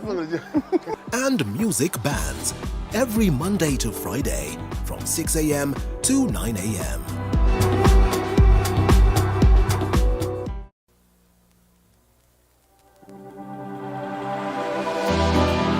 How well do you know what's happening around you? Morning Cafe with heated political debates. Baraza la Siasa. Hiyo kitu azungumzie, angalie hali ya maisha ya watu. Informative. I virtually am joined by Godfrey Onyango, who is the chair of the Justice and Environment Foundation. Before we went to the break, he was telling me about how the situation is likely to get dire in the next 10, 20, 30 years. And of course, now I want to bring them back on the set to help me understand what now needs to be done. Because the first segment, we've discussed about the problems and how we got ourselves here. And now that we are here, what needs to happen? And of course, let me begin with Hitler right here on studio. And Hitler, you heard what Godfrey was saying before he went to that break and was telling us how the situation, the already bad situation, is likely to become worse in the coming days. And I want us now to look at the practical possible solutions out of this. What needs to happen, Hitler, even before we come to the COP27 and what needs to happen and how Africa is supposed to present its agenda and the funding and everything? But on a national level now, let us look at practical solutions to this. Because as we speak now, over 5 million people are facing starvation, women and children being the worst affected. Immediate interventions that needs to be done, in your view, where do we need to start? As right now, as I said earlier on, right now we are at emergency state. Meaning we have to provide quick solutions or short-term solutions before we get back to our, so that we can get back to our feet. So the first thing that we need to do, I think we should should intervene on human population and livestock health across the affected regions, mostly the assholes. But it's unfortunate that some counties that even falling out the assholes are really, really affected. So another thing that should be also be done is the provisions of food to the affected populations and the provision of livestock food too. Then another thing that I think should be very important is provisions of water. Remember the drought-stricken areas, there's no water. You go there, you find people have not taken water. There's no water, and people survive merely on maybe mud or something. Then another thing that should be done by the government is provision of something that I'll call multi-purpose cash transfer, where a family, every family may be allocated some particular finance or some particular money where that they can use to survive for some short-term period. I'm sorry to cut you short, Hitler, but if there's no food, if there's drought everywhere, and you give them money, where will they buy the supplies from? No, that's one is provisions. There's a need to provide strategic cereal stores in these regions. Okay. So if when somebody is provided maybe a particular token, they can access that easily and buy something they need instead of taking the food that maybe they're not consuming or that not really will really benefit them. Then another thing that I think should really be done right now, because right now we see the school dropout, especially among girls. The pregnant women are really undergoing a lot. They need to provide something that I'll call essential hygiene items, including especially for the girls and the women population. Then another thing that is really need to be done, these people, especially those who have lost their livestock, those who have lost their loved ones, those who have been displaced from their home, they face psychological torture. They need this need for mental health solutions for this population, especially those who have been rescued. So those are some immediate response strategies that I think if really can be provided by the current regime or the current government will really be beneficial for this population. All right, Godfrey, let me bring you to the conversation now. And of course, you are very big on cutting population, but now that seems to be, of course, a long-term solution. Let us now look at the immediate interventions, Godfrey. What needs to happen to ensure that, number one, there were 5 million people facing starvation get sorted out, and number two, to ensure that, as you said, we'll not find ourselves here again in 10, in 20 years from now? Immediate solutions. Where do we need to start, Godfrey? Okay, thank you for that question. Of course, in short term, I am more of agreement with Mr. Odhiambo. Government need to mobilize resources very quickly so that the 5 million people identified wherever they are, they distribute the food to them and provide water and all the essential things they need. I'm very much in agreement. I would want to talk more about that. In short-term solution, mobilization of resources, mobilization of the UN agencies which deal with the with issue of distribution of food. That will be the only way, and identify them. Kenya is very expansive. If you go to the northern part of Kenya, for example, when I was in Lodwar the other day up to Kakuma, I had an opportunity to travel from Lodwar. I went to Kalokol, Lokitang, up to Kakuma, and I really came across real daring situation which those people are facing. And I am encouraging the government of Kenya, led by Dr. William Samoei Ruto, to distribute food to this vulnerable household, and also to find mechanisms of how to follow up and evaluate, are the food relief reaching the people? That's a question which we need to start asking. Because I understand that some of this food disappear along the way. I don't know how true it is, but that is a quick solution we need to, in short term, we have to look into that. Thank you. All right. Before I bring it back to studio, when we were starting the show, you were telling me that you are in Nakuru and the rains have begun coming there. So does it mean now that we are beginning to see the end? Is this the beginning of the end of the drought situations? That these rains that are coming now, are they enough for us to say that we are going to have a break from this scenario? Okay, the reason why I'm talking about Nakuru is I've lived in Nakuru for close to 20 years, and I'm seeing things which are not normal. Rain, you drive a little bit, in Nairobi is a bit dry. Now yesterday I was hearing it was raining in Nairobi. Nakuru is getting a little bit dry. Just the park next to me here, it's flooding, and I know it has to do with Mau Forest. Mau Forest, you have already destroyed it, and there's a lot. There's runoff now. This runoff is causing the water level to rise, and there are things which are not normal. I have to say, they're not normal. So climate change is real. It's real. It's really with us. If I look at about 15 years ago, the gate of Nakuru National Park used to be those side of Flamingo. Now you have to go all the way as if you're going to Elementaita. Okay. The area which the wild animal used to rove around is being reduced because the water level is rising, of Lake Nakuru. So that's what I'm saying, it's not normal. You know, as a scientist, you observe, At the same time, you bring in the activism. You also talk about what you see, you try to educate the public about it. So let me now come back to studio and bring in Hitler on this one. And Hitler, if you are an advisor to government, because when you read the manifestos during campaigns, they talk about climate change, they talk about dams, they talk about how they will boost irrigation, they talk about these things, which means that to some extent, they understand the seriousness of this situation.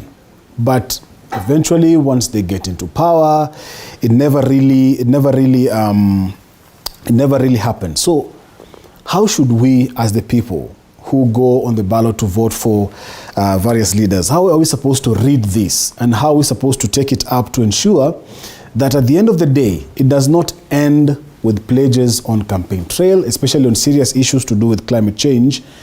What needs to happen, Bwana Hitler? Thank you so much.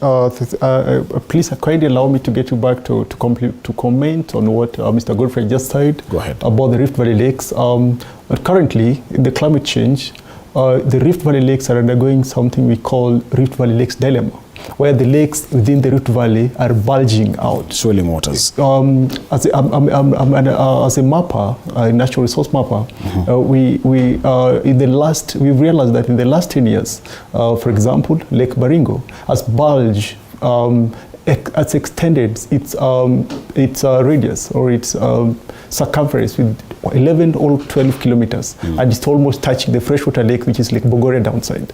So the Rift Valley Lakes, there's a flood that really affects the Rift Valley Lakes. And also I want to comment that the rainfall, yes, the rainfall might be there, but they're not sustainable.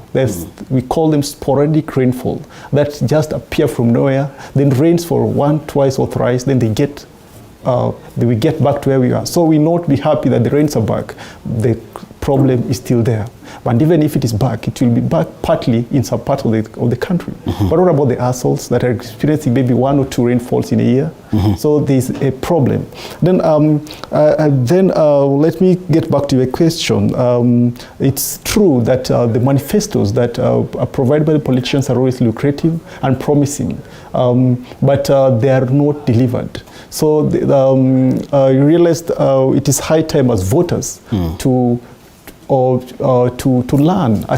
I don't know, but I believe that our eyes should be opening with time, because we have experienced this thing of promises after promises has been there for a long time, and I appreciate the fact that Kenyans are right now their eyes are opening to that. So I think what is really needed in the next or other elections is voter education, and we vote for change. When you vote, you look at the eyes, you look at the future of your children, you look at the sustainability of your generation, not at the politician who at the end of the day is delivering for their family. Is looking at building their kingdom, so sort of. Okay. So I think it is high time as voters to learn. All right, Godfrey, when we speak about environmental matters in our country, you cannot avoid speaking about the late Nobel laureate Wangari Maathai and what she did and how she really advocated for the environment. And the reason why, Godfrey, we remember Wangari Maathai is because she was very fierce. She was very strong. If she was even facing the government head-on when it comes to issues to do with climate and her activism. And I was reading somewhere earlier on Saturday, just before COP27 began, Godfrey, and very many people, or the document I was reading was speaking about that activism, especially generally activism, and especially on environmental matters in particular, is really not strong enough. That is why the people or the powers that be can come into power, tell us they will do all these things, and at the end of the day don't do anything because nobody will hold them to account. If we speak about the issues to do with opposition, you know, in opposition is politician to politician, but they believe that activism, environmental activism is on its knees, Godfrey, and you guys are not being vocal enough. What would you say to those people? Okay, thank you for that question. Yes, you have brought in the issue of environmental activism, and you're saying that we are not vocal enough. I think we are vocal. We are vocal enough. We are also playing our role. The problem in this country, and I keep on saying, and we shall still continue talking about all these issues, is impunity. We cannot run away from politics. Politics, economics, environment goes together. Let nobody cheat you that you can divorce politics from environment or economics. They go together.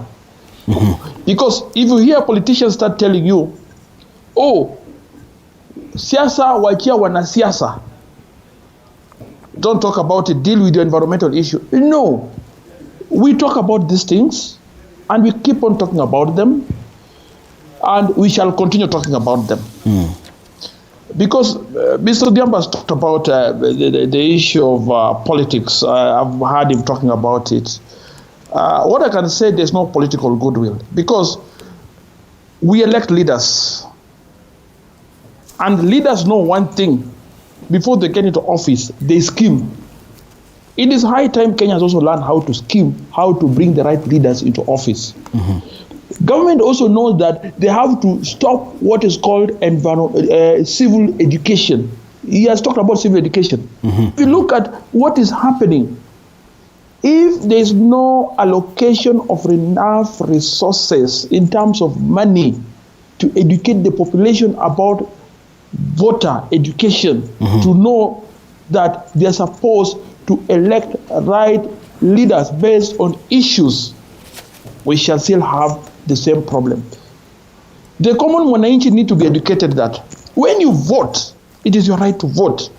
And when you vote, you are voting on issue-based. If a large population is aware of their voting right based on civil education, definitely will get the right leaders in the office. But the problem is such that it is skewed in such a way that when you're going to vote, the leaders have learned the psychology of the common man down there. That's number one. Two, they allocate not enough resources to teach them. Number three, there is what is called that when people vote, you don't know who won the elections. We have had these problems for the last 20 years or so, okay? Yeah? We just enacted the other constitution, which is now 12 years old, 2010 constitution. But I can tell you for free, the only time we had a free and fair election, I can say, was in 2002, I think, when Kibaki came into office, okay? This other one are hogwash, in my view. Yes, Godfrey, but the issue here has everything to do with environmental activism and why, or why you environmental activists are not being vocal enough, and that is why governments are getting away with this. You are bringing a very important issue. Activism does not mean only environmental activism. Activism is everybody. Yes, everybody is an activist in this country. 2002, we had a free, fair election. That is true. We agreed with it. Did we have it in 2007? The answer is no. 2013, no. 2017, no. 2022, I can say also no, because things are not very clear. Okay? Okay. And so what I'm trying to say, we cannot divorce politics from environment and other issues. They go hand in hand. Because remember, and I want to say this for free, when you vote a leader into office, right from executive to assembly, remember these are going to be lawmakers. These are going to be policy makers, and they are going to direct how resources are used in this country. If they direct wrong, if they bring in bad laws, bad policies, bad regulations, it's going to affect us. This is where the problem is, because the common man has not learned to link election with right leaders, which ultimately affect what happened on issue on how we conduct ourselves on the anthropogenic activities and other things. All right, very, very well put. Now let us look at the COP27 summit. And of course, nearly 100 heads of state are converging at the Red Sea resort of Sharm el-Sheikh in Egypt. And of course, they continue to meet there to look at issues to do with climate change. Let me now start with Hitler before I go to Godfrey. And the biggest discussion has always been, Godfrey, that Kenya and African countries, despite being the least contributors to the carbon emissions and what have you, bears the greatest brand of climate change. That conversation began from way back, from COP15, way back. And still today, they are going into COP27 and they're still having that conversation around climate change funding. This time round, how should Africa package its message to ensure that global leaders world leaders, the biggest contributors in these carbon emissions, will actually fulfill their pledges and give this money? Thank you so much, Mr. It is true that Africa is the most affected continent on Earth in terms of climate change. It's also, paradoxically, it is the least contributor to the greenhouse gases. So there is a need for adaptation and mitigation measures to be put in place, and these should be facilitated mainly by the contributors. Remember, for us to adapt and mitigate the impacts of climate change, we need funding. We need education. Our people must be empowered. So I think as much as the COP, the Conference of Parties that is happening right now in Egypt is concerned, I think it's high time for us to demand and make it clear to the contributors, the main global contributors, to help us mitigate and adapt. So I think, and we as African nations, we should also be vibrant and be active. There's no need of maybe funding our adaptation and mitigation measures while we cannot be answerable for our actions. So I think this time Africans should demand, and the compensations and the aid sort of should be available to us, but also we should also be serious in the laying the foundation to these measures. All right, Godfrey. Yesterday, UN Secretary General Antonio Guterres said the world is on a highway to climate hell, and I want you to debunk that particular statement. And of course, to the question that I also asked Bona Hitler here in studio, what does Africa need to do to ensure that it packages its message, and how do we hold these global leaders to account, of these rich nations, to ensure that they live up to their pledges? Okay, thank you for that question. Yes, I watched that.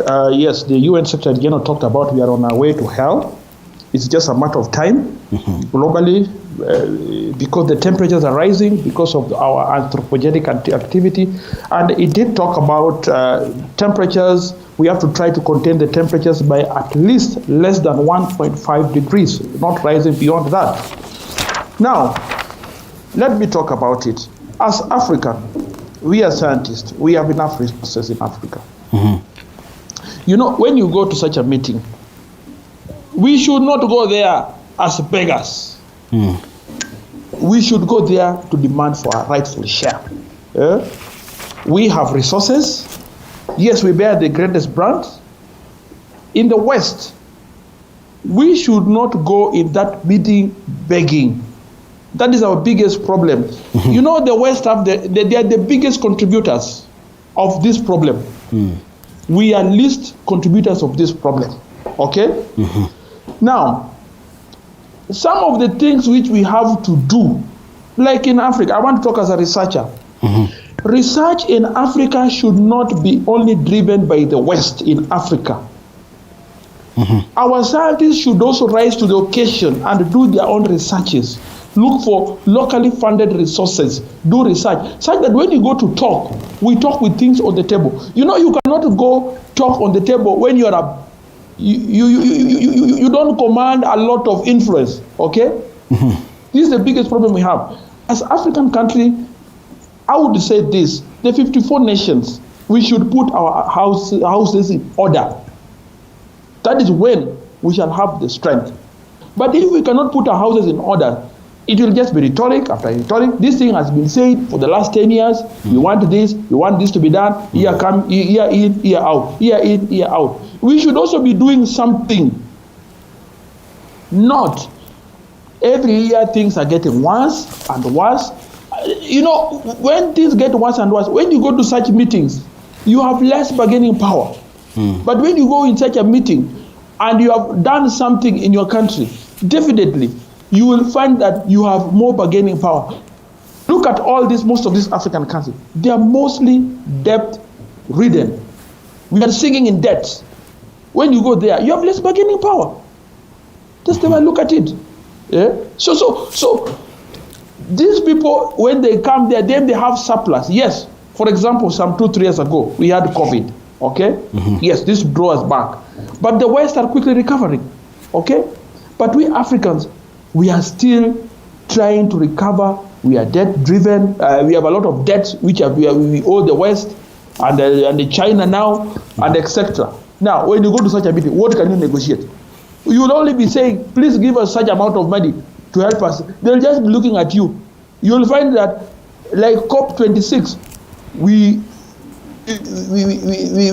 could not bargain much. And I can tell you, even you can see the pattern may be the same for this year also. Okay? So we need also to wake up as African. Our leaders need to be serious, not sio kuongea tu. They need to come up with locally made solutions. All right. These locally made solutions is what now when we go there, we talk from that point, they will listen to us. Okay, Hitler. Then this brings me to the other issue, because we understand that Kenya and very many African countries are trying to grow economically. And what that means then is that we have to improve our infrastructure, we have to build industries, we have to ensure that we are moving economically. And this means then that we will have to, it has to have an impact on the environment, on the environment. For example, if we have to build industries, we have to cut trees. That means if we don't go to the clean energy way, we'll contribute to the carbon emissions. And the question now comes, Hitler, where should we put that balance in infrastructural and economic development vis-a-vis the climate change? Because we have to build, we have to grow as a country. The other day, I was counting the amount of trees that were cut when this expressway was being built. Very many hundreds of trees went down. So what does it mean? We need this infrastructural development, but at the end of the day, it has a dent on the environment. So where do we have that sweet spot, that balancing spot? Oh, thank you so much for the question. I believe that currently this green technology, remember, we can develop without polluting the environment or minimally disturbing the environment. So many countries. It is unfortunate that when the expressway was under construction, they had to cut so many trees. But that was very unfortunate. That was not sustainable. There's a way in which we can sustainably grow. We can sustainably develop without disturbing environment or with minimal disturbance. So we need to check on our carbon footprints. We need to check on how we develop ourselves. So unfortunately, currently, most African countries, especially our country, does not adopt green technology. There are very many green technology solutions that can be adopted, and we can improve. We can adapt and we can mitigate climate change, and we can advance our lifestyles without disturbing the environment. But when you ask them, they will tell you that these green solutions are actually more expensive than using coal. For example, using diesel. So most of them, if we have to bring now the economics of it and the ease of doing business and what have you, they will tell you that it will be easier to come up with an industry that uses diesel as opposed to having an industry that uses wind or solar, for example. Yeah, that's where the compensation comes in. Remember, it doesn't mean that the developed nations must give us money. What they can do, they can provide with the technology. We can borrow technology. We can also borrow knowledge of how to do these things. The reasons why we are going through this is because we don't have enough resources. I wish the country, we were really in position to adapt to green technology, and we can only adapt to green technology when we are helped by these nations, because they are really much developed. They are advanced technology-wise. All right, let me now bring Gordon and ask him the same question. Gordon, where do we have that balancing act? Industrial development vis-a-vis climate change, because you understand even these richer countries which are being blamed for their contribution to carbon emissions did this during the industrial revolution. So where does that leave African and Kenyan countries, as it were? Should we not build our infrastructure because we don't want to affect the environment? Or as Hitler says, is there a way we can do all this and then by minimally disturbing the environment, as it were? Okay, thank you for that question. This green technology should be locally driven. I have to concur with that. It has to be locally driven. But we have one problem. Just the other day, I think it was last year, let's take a scenario. More Kenyans wanted to invest in solar panels. Solar panel is one of the green energy solutions. Solar panel, wind-driven generators and whatever. But you know what the government did last year? They started imposing heavy taxes on importation of this kind of goods, okay? And because they realized there's a problem. Kenya, we generate a lot of our electricity from hydro, Kenya Power, okay? Electricity, you'll agree with me, it's very expensive at the moment, okay?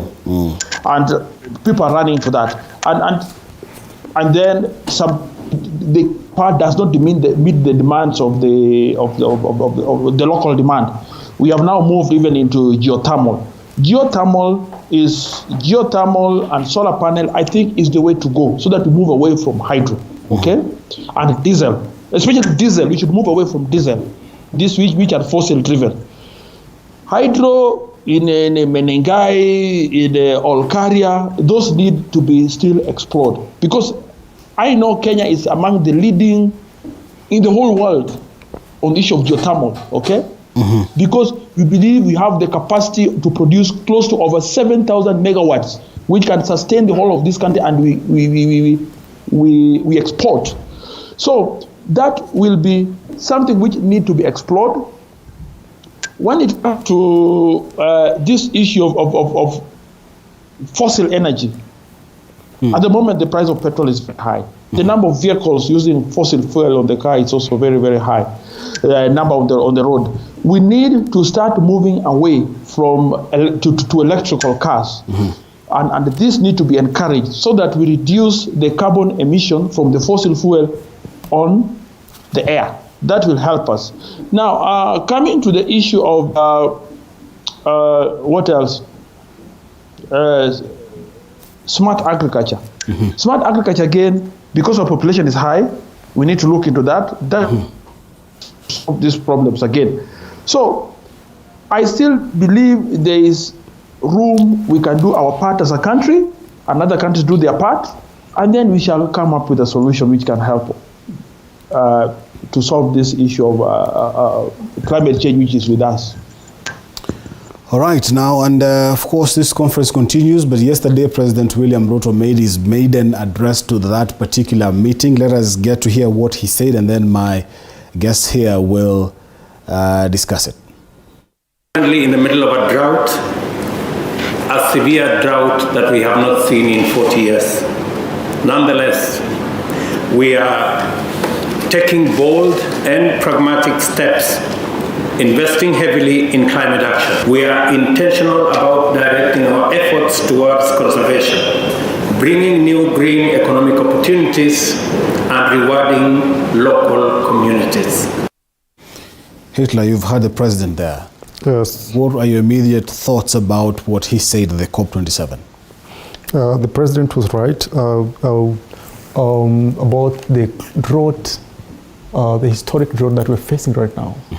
He also talked about taking bold and pragmatic steps towards the drought control. Though there's not yet serious actions into this. This is not yet put in place. I don't see a lot of put into actions. Then I also appreciate the president the other days talked about planting trees. I think that's one of the one of the steps he's talking about. But there's a difference between planting and growing trees. When you plant a tree, let's say you plant it in a forest, you leave it there. There are high chances that trees that are left to grow alone, you plant it and leave it there. There are high chances that maybe 50% or even less will grow to maturity. There's a need in which when you grow tree, you ensure that it grows, it has getting water, it's growing. When maybe it dries up, you replace immediately. So that is the difference. But unfortunately in Kenya here, we go to the forest, for example, Abudeas, you plant trees and live there. You wait for maybe to survive on the natural rainfall. So I think that's where we are getting we are losing it. So on the ball and other steps, as a nation, I don't see us taking. I don't see us a nation that's got into it so well. Let's hope that within the first 1 year of this administration, we'll get somewhere. All right. Gordon, you've heard the president there saying that Kenya has taken deliberate steps to ensure that they we attempt to deal with this climate issue. What would you say about that snippet of the president's speech that we've played there? Okay, thank you for that. I'm Godfrey, not Gordon. Let me correct Sorry about that. All right. Well, let me say this. Dr. William Samoei Ruto is a scholar. He knows what he's talking about. I'm a scholar, just like him. He knows what he's talking about. Yes, climate change is real, and he has talked about he'll take a bold step to solve the problem. Yes, I agree with him on that. Yesterday, they signed the issue of green energy with the Prime Minister of UK, which was good. Now, the question is implementation. That's where we need to talk about. That's the problem which is ailing this country. Now, you can say all these things, but on the ground, when you walk around, you see different things. I can tell you as a researcher, I've had the benefit to move around this country. If from Nakuru County here, when you just go to Mount Forest here, up behind me, where I am, Itari Dam, I had an opportunity to go and see for myself. I drove there. You can cry, my brother. The level of environmental destruction in that area is unprecedented. When I talk about unprecedented, I had the benefit of even going to Google Map to see for myself, even the map, the level of tree cut in that area. And that is where you find equipments have been abandoned for some Italian companies who are trying to build a dam to take water to Nakuru County here, to bring water to Nakuru County here. People are still cutting trees. If you drive, again, you leave that place, you meet motorbikes carrying charcoal, each carrying about 7 to 10 bags, fading to Nakuru, coming to sell. If you just stand there to do a little bit of research, start counting them, the numbers which are passing, you start crying. If everybody is burning charcoal, then where are we heading? You stop at around Kresoi, that area, you see how smoke is emanating from the forest. You start asking yourself, where is the government? Within a short time, you see a double cab of a Toyota Hilux for the Kenya Forest Service. They're just passing there, stop there, talk with the locals, and you could see them exchanging money. Yeah. Then you ask yourself, where are we heading as a country? Remember, Mount Forest is a very important water catchment area, not only to Kenya, but also to the entire East Africa, and also the Nile Basin up to Egypt, where that meeting of COP27 is taking place. Yes. Okay? Yes. So, now, if Kenya cannot play its role to take care of this forest, then where are we as a country in the next 10, 15, 20 years to come? Remember, about 7 rivers come from that water catchment area.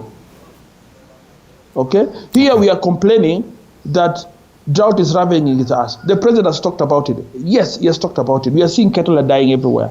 It is now even affecting the food basket areas. Yeah? And it will get worse. If you talk about green energy, and locally, you cannot do much. I cannot blame Dr. Samoei Ruto. These are historical things which have been happening for so many years. We have talked about them. We have made noise about them. This is now almost the fourth time I've been in this studio 47. We have talked about these issues. Yeah?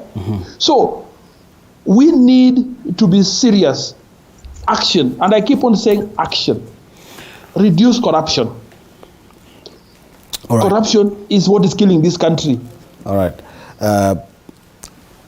Hitler, I've been following what has been happening in our country and in many African countries. Over the last week, we saw the floods in Nigeria that were unprecedented. In our country, we've seen the scenario of rising water in our lakes and in our water bodies. And this has been directly linked to climate change and, of course, and global warming, as it were. What happens now if the richer countries refuse to commit, and if African countries continue bearing this brunt? If these particular richer countries do not even about the funding, but the issue to reduce their emissions. So what do we do as a continent? Because at the end of the day, we need for them to commit so that we can see better days ahead. But if they will not commit to reducing these carbon emissions, and African countries continue bearing this greatest brunt, so what do we do? What needs to happen? How can we police them and make them reduce these emissions, as it were, for lack of a better term? It is true that the richer countries or the developed nations are really contributing to the current global warming. And if they don't reduce, it means that the earth or the world is not going to be habitable. So though they don't have any solution but to reduce their part. But even if they reduce their part, even if they don't refund, they don't compensate African countries, as a continent, we also need to do our part. We also need to apply critical adaptation and mitigation measures on our side. So that also comes. We also have to strategize on how we help our people who are right now are going through a lot. There's the short-term measures, such as now the giving relief food, cannot go forever. The politicians will go there, or the government will go there. Their best they can provide is a meal for 1 week or something. So as a nation, and also as the nations in African countries, there's a need in which we have to come together and do our part collectively to reduce the impacts of climate change right now. So we don't really have to depend so much, or to overthink about the help that will come from outside. So long as they don't, or even if they will, we also have to play our part. Let me throw the same question to Godfrey. And Godfrey, if what has been happening is anything to go by, then the richer countries... Excuse me, can you repeat, can you come out very clear, because I lost you somewhere there, the network was a problem. Just come up again. Yeah, so I was asking Hitler here the question about if what has been happening is anything to go by, the richer countries are not likely to commit to the pledge of reducing their carbon emissions. And that issue about global warming is really affecting Africa, because over the last week we were seeing the floods in Nigeria. In this particular show, we have been discussing about the rising waters in Rift Valley and what have you. So what do we need to do? Because we are not responsible partly for these issues befalling the great African continent. And these richer countries, if they continue refusing to commit on the reduction of carbon emissions, then where does that leave Africa, and what needs to happen? What needs to be done? How can we police them, for lack of a better word?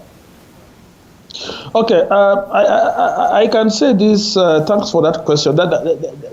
That is a question which needs to be answered by us as an African country, because one thing which I have to know, which I have to say, you can only free yourself if you don't depend on the West. That's what I can say, first, number one.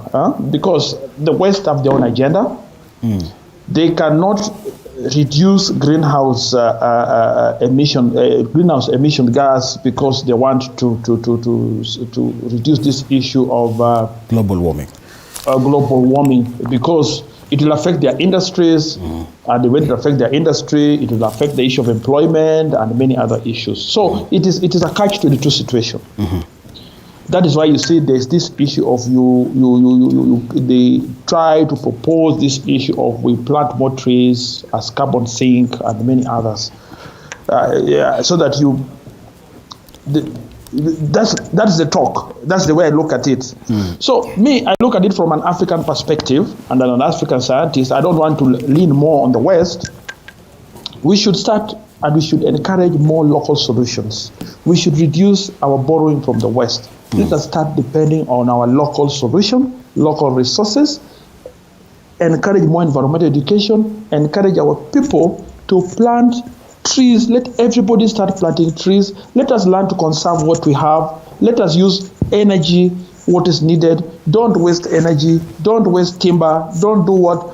That way, we shall be contributing on our part as a country.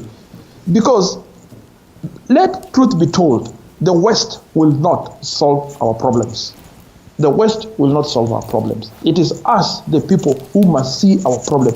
And seeing our problem means we must see the problem and come with local solutions. And once we come with local solutions, definitely we shall be able to solve it. Yes, you have talked about the rising water levels in Nigeria. You have talked about the rising water in Nakuru here, which I'm seeing it, Lake Bogoria, and etc. We need to ask ourselves, where is our problem? If it is an issue of cutting down trees in Mau Forest, we need to come up with the right policies to say, look, Kenyans, tuko na shida. How do you go about it? Issue of charcoal, we need to look at it. Then at policy level, we need to reduce the cost of gas, so that more people, not gas, the gas which is used for cooking, such that more people will go and use the gas instead of cutting trees. Because the reason why people want to use firewood or the charcoal is because it's cheaper to use firewood and charcoal than to use the gas. Now, a gas cylinder of 13 kg goes for over 3,000 shillings to close to almost 3,000. I think it's close to 4,000 shillings. So who can afford that? So we need to start thinking about coming up with policies which, at ground level, where the majority are, then they'll start looking at, okay, gas is a little bit cheaper than firewood and the charcoal. Then they run to that. Kenyans are very good at adapting to local solutions. They quickly adapt. And when they adapt to that, then you'll find that cutting down of trees will start reducing. Because I believe one thing, if we can reduce cutting of trees, then this will start reducing our problems. That is the way I look at it. The West will not help us. They have their own agendas, which they have, as much as we also have our own agendas. We have to know that our agenda will come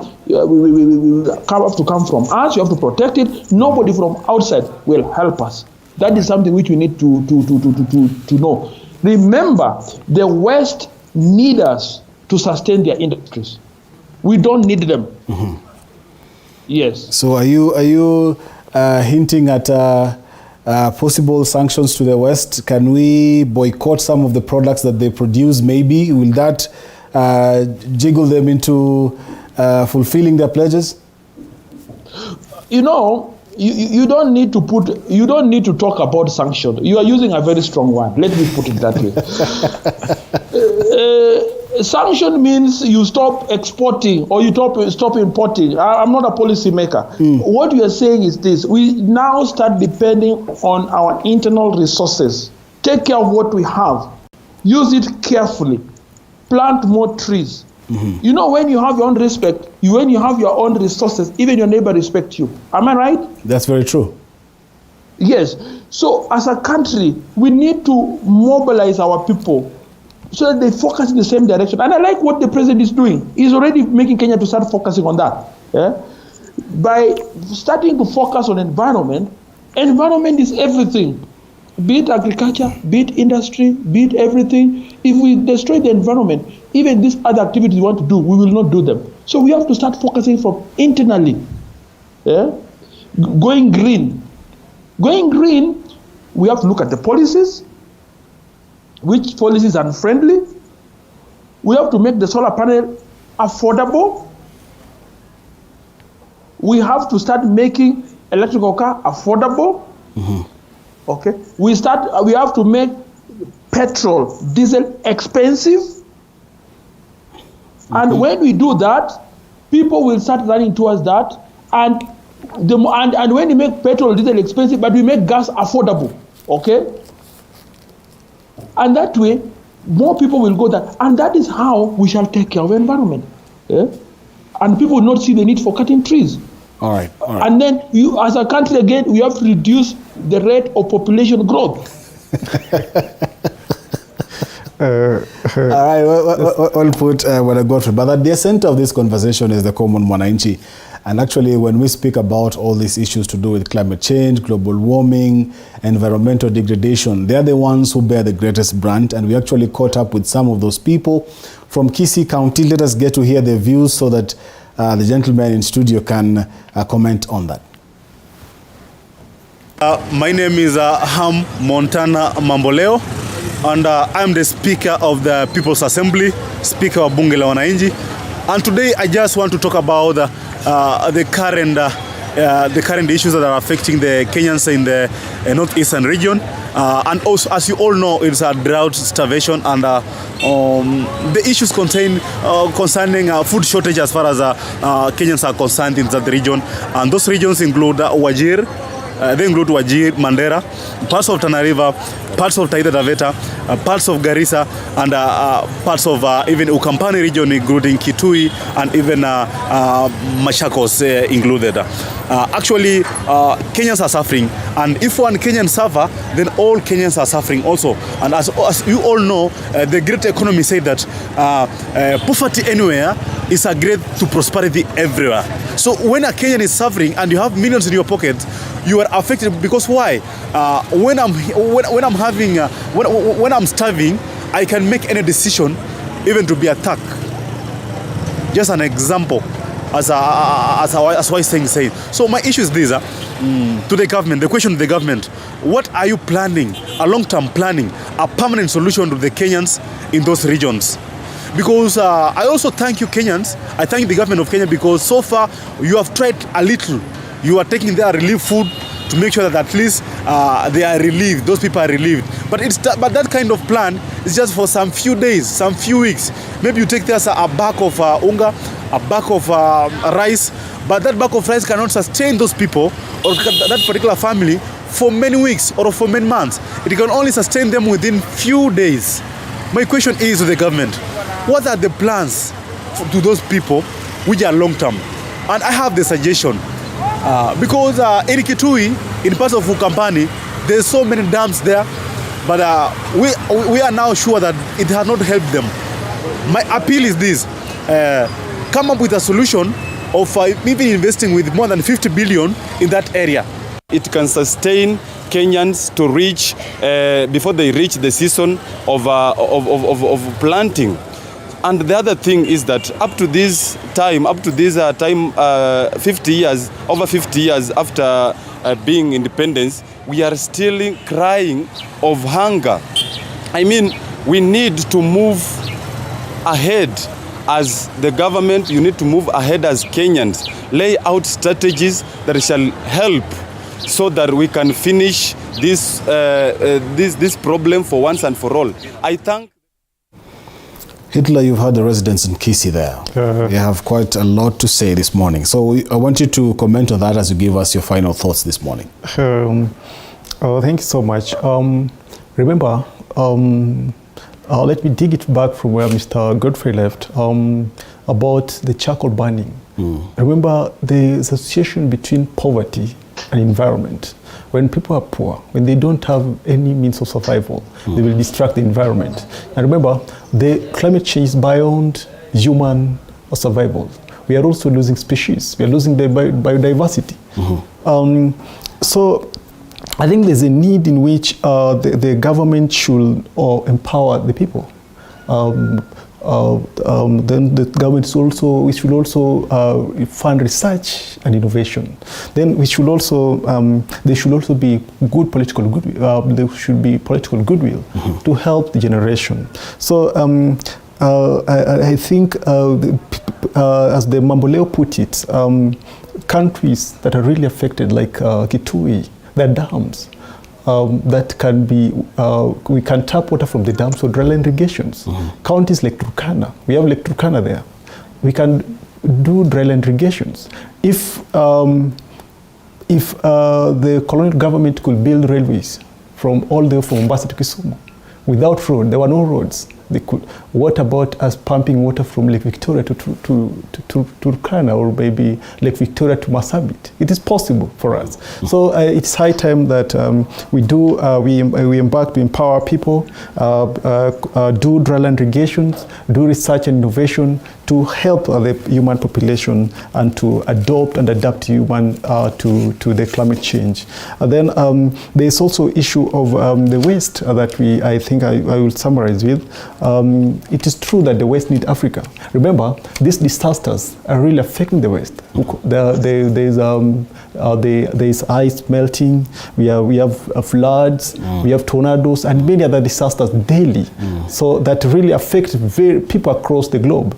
But does not mean that if the West needs us, we don't have, we just have to get from them. We don't have to depend on them.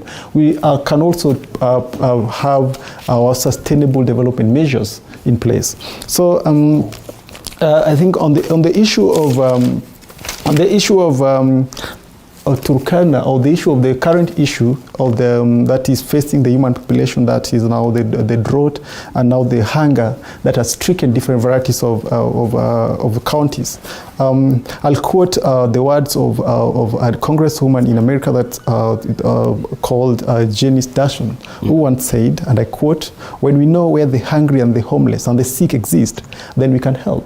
I think it's high time as a nation, as a citizen, to rise up and go help our brothers and sisters, women there, the pregnant women, the population there. Then finally, as you wind up. Finally, as I wind up, I think this high time I put some long-term strategies that I think are suitable for the government, that they can adopt from us. One, we can do something called, we can rehabilitate and solarize dams that are available, and even the boreholes that are available in this district. You find that counties like Makueni, somebody go walk for 20 kilometers for water. Why do we have strategic boreholes to help this situation? Right. Then I think we can also develop infrastructure. Last week, you found there are counties that have a lot of food, but there are no roads, they cannot be accessible. So I think there's high time that the government do proper infrastructure to help the poor affected. Okay. Then I think for another lesson that we can learn from this is that we can develop natural resource mitigation, management. This need in which we have to protect our riparian corridors, we have to protect our the riparian lands, and we also have to conserve our particular rivers. The rivers are drying up, as Mr. Godfrey has put it, in Nakuru and all across the nation. Right. Then lastly, I think we can adopt in these drought-stricken regions. There's a concept that has been adopted by the World Fund that is called food for cash. Food for work and cash for work, where these people can work in particular projects within the government projects within the areas, such as maybe constructing of schools and all that, to provide the. All right. And let me now take it to Godfrey. Godfrey, I'm being informed that we have less than a minute for you to give me your parting shot for this discussion this morning. Okay, I'll just add on what Mr. Diambo has said and what Mambolea has just said. Mine will be very short. For us to overcome the environmental challenges, there are certain things which we need to put in place. I'll just summarize. Political goodwill is a must. We must encourage environmental education in our school up to tertiary level. We cannot run away from that. We must empower civil society. That is very important. We must support research. This is very, very important. More resources to research, more information will come out. We must provide, support the line ministry, reduce corruption. Corruption, I've talked about it. Like Arero Kimwarel Dam, we lost 7 billion. we need to ask ourselves, this 7 billion, what can it do? If we keep on stealing and then we cover up, we don't prosecute the thieves. I call them the thieves because they're in the government there. Then we are not going anywhere. So I think, in short, my parting shot is this. Let us not hide. Climate change is real. Let us think positively how we shall solve it, unless we don't think about it and come with short-term solutions. I can tell you 2032 to 2040 will be very, very difficult. Thank you. All right, you've heard the experts this morning when it comes to issues to do with the climate change and the environment and the drought situation, where we are, how we got ourselves here, and what we need to do to find ourselves, to get ourselves out of here. Hitler Odhiambo right here in studio, an environmental expert, and of course Godfrey Onyango, the chair of the Justice and Environmental Foundation. Thank you very much for your time, gentlemen. We don't take it for granted. And thank you to you, our viewer.